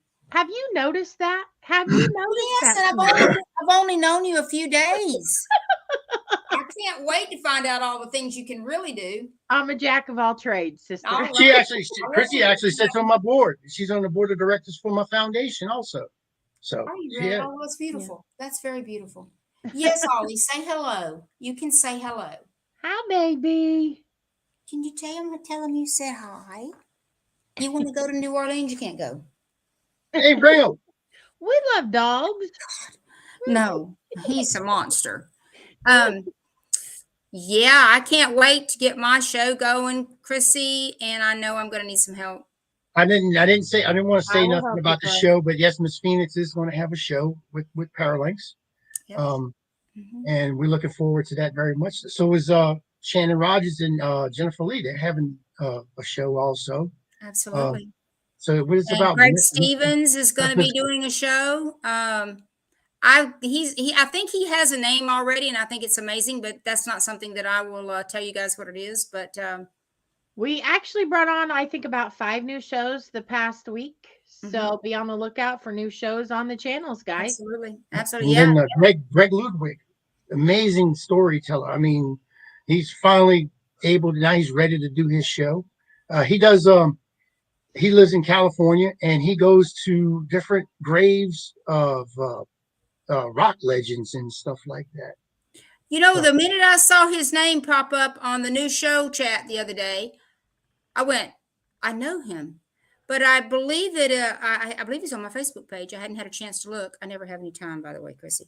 But they always got me busy doing stuff. Yeah, it's crazy. But I think he's on my Facebook page. I got to check that. I know that name. Boy, that name popped up. I knew that name. So, yeah, looking forward to it. Looking forward to it all. Me too. Yeah. I'm excited. I'm excited to get everybody down here and get some good food, some good music, get scared a little bit. Even if you're dancing, Chrissy, with the we have dancing, karaoke, and all that stuff. It's in walking distance to the House of Blues. It's I walking love distance. House of Blues. Oh my So we God. have it's They all in got one in walking San distance. Diego. I We have love, one right in love the middle House of New Orleans, right by the French Quarter. So There we go. from the hotel, you can walk straight to the House of Blues. You can go to the Oh. casino if that's where you want to go to the casino. You can go to try the shops and stuff Yeah, on Fulton Street. You can go to take in the quarter. You can go to the river, the Mississippi River. And it's I'm a actually a gambler. big river. It's not no little river. It's a big river down here. 'Cause it widens out. Yep. Which, by the way, don't stick your feet in there because there is piranha. Really? Miss Jansen, he tried to get me to stick my feet in that water. How dare you? Yes, exactly. Exactly. Would you do that? Yes, he would. And then laugh when I got bit. I'm just saying. I didn't do it, but he tried to get me to. I'm just saying. Some idiot let a bunch of piranha go in the Mississippi River right by the port and all that stuff. And it was just I don't know if it was an accident or what, but there are piranha down here in the Mississippi River. Oh my God. I was in John Penny Camp in Florida years ago, snorkeling. And I actually ran into an entire school of piranha. Lucky. Oh Yeah, my it was an experience I'll never forget as long as I live. I thought I was going to die. Mhm. And the person that was with me just reached over and took my arm and squeezed my arm and just said, and I just kept looking forward. And within a matter of seconds, I was through the school, but it was terrible. It was an experience I'll never forget. And I mean, I thought piranhas, those teeth, I didn't really realize until I was face to face with them how scary they look. Well, the river's so big down here that these piranha, you figure piranha maybe a little fish this big.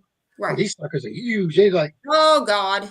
they're big. They're big old boys. I mean, these No, things the don't ones play I around. saw was like this, and their mouth, their head was about. Oh yeah, they got mouth on them. They got full teeth too. Yeah. Oh my God, the teeth will kill you. I mean, you think you're dead. Mm-hmm. Yeah. They do have Anyway, that was a little experience I had. alligator, and then you can come on this side of the lake. I live about 15 minutes away from the Honey Island Swamp. You can have the Honey Island Swamp Monster. That's Miss Dana Holyfield. That's her area of expertise. With her grandfather, Mr. Ford, he actually took the first video footage of the Honey Island Swamp Monster. And then we're not too far away from, if you want to go see the guys from Swamp People, they're about 15, 20 minutes away from me. So you can see Swamp People guys and all that. Yeah, it's crazy.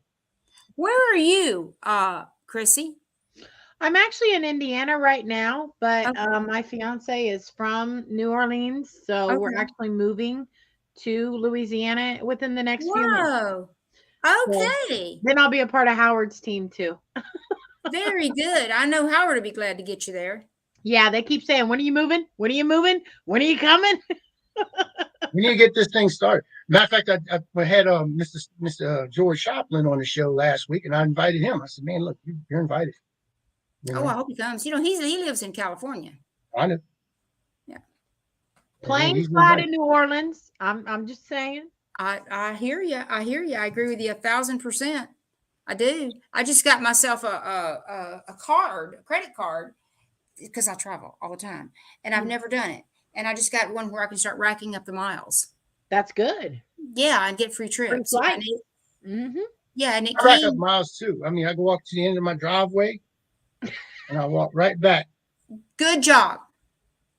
Good job, Howard. I lost a lot of weight from doing all that. I was going to say, I bet you did. Mm-hmm. It's like I was at last year, I was up to like 360 something pounds, and I just weighed myself. I showed Jack. I said, "Come look at this! Come look at this!" I'm excited. I'm down to 225 and still losing. I thought you had lost some weight since you and I had talked last, but I didn't say. I didn't. Yeah. Very good. Very good. I'm diabetic, so I have to. I had COVID and was in the hospital. Well, I was in the hospital twice, for 3 days and then 6 days, and I lost 14 pounds. Yeah, this stuff will get you. Yeah. I had it a couple of times already too, and it's not fun. Not fun at all. Mm-mm. Me and the wife had COVID at the same time, and she had a different strand than I did. I was like, "Oh, I guess you got that from your boyfriend, huh?" Did she slap you? Yeah. I can't. I asked to be punished though like that. It's fun. She laughs. I laugh. The ER doctor laughs. So it's all good. Laughing is good medicine for the soul, Chrissy. That's it. Mm-hmm. That's it. Absolutely. Absolutely. With that being said, let's end it. Don't go nowhere, Miss Miss Phoenix. Jansen. Phoenix. I'm Phoenix. Miss Phoenix. Let me get it out there. I get it in there. Don't go nowhere. We're going to end the show. And next week, like I said, we're going to have a Paranormal Swamp Talk. We're going to be talking about cleansing, different types of cleansing. I think that's going to be a pretty good show. I'm trying to steer back to basics on this show. Also talk about more of what the show was actually designed for, which is paranormal and the swamps. It could be the swamps of Carolinas, Florida, Mississippi, Alabama, here in Texas. It's just swamps. And the stories that come out of these swamps are amazing. Oh, yeah. So I would love to hear some of those. Yeah. You know, I was raised in Florida. Yeah. Mm-hmm. Nice. What part? I'm from Polk County, which is a central part of Florida, but not too far from Sebring, Miami, the Everglades. Mm-hmm. They got them big snakes down there now. Yes. Oh, man. I wonder if they taste good. I mean, I'm looking for something new to try. But anyway. No thanks for me. Thanks for joining us, everybody. Yeah, thank y'all for joining us. And like I said, next week, and then tomorrow night's show, we're going to have Miss Angela Johnston on. She is the explorer. Matter of fact, she used to be a team captain, a team leader when I was with North Shore Paranormal, and she moved away, and she's living in Colorado, I believe now. And she does a show with Mr. George Shopton, so that's pretty amazing. We're going to have her on tomorrow night in that, what's it called? I don't forget the name of that show. I have to go back and look. But anyway, she's going to be on tomorrow night with your favorite, bacterial infection crew. So that's what we are. But yeah, so tune in for that. And then Friday, we have no idea. That's the Unholy Trinity, and that could be anything and everything. And then Hey Boo, y'all haven't even come up with a topic for Hey Boo yet. No, that's Ladies. still up in the air. It'll be something Halloweeny. Y'all see if Miss Phoenix can do that with something like that. Maybe get Miss Phoenix on there. It's a show for women by women, and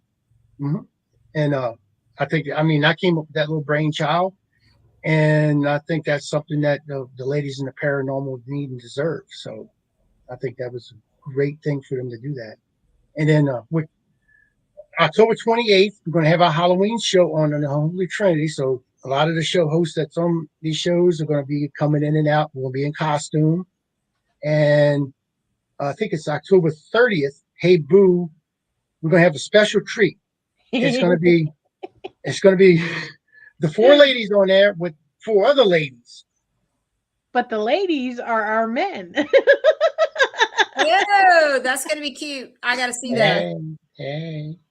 I mean, I can go with it. I mean, I got my good. I'm getting my good hair out. I'm going to be putting on some makeup. I'm going to go. I told Jackie I'm going to get her bra. I'm going to put that on. Try to get that on me. I'm going all out. You need to wear sunglasses. Well, I'm gonna have some. Oh, my head. Oh, it's good hair. I call it my good hair. Okay, Howard, end the show.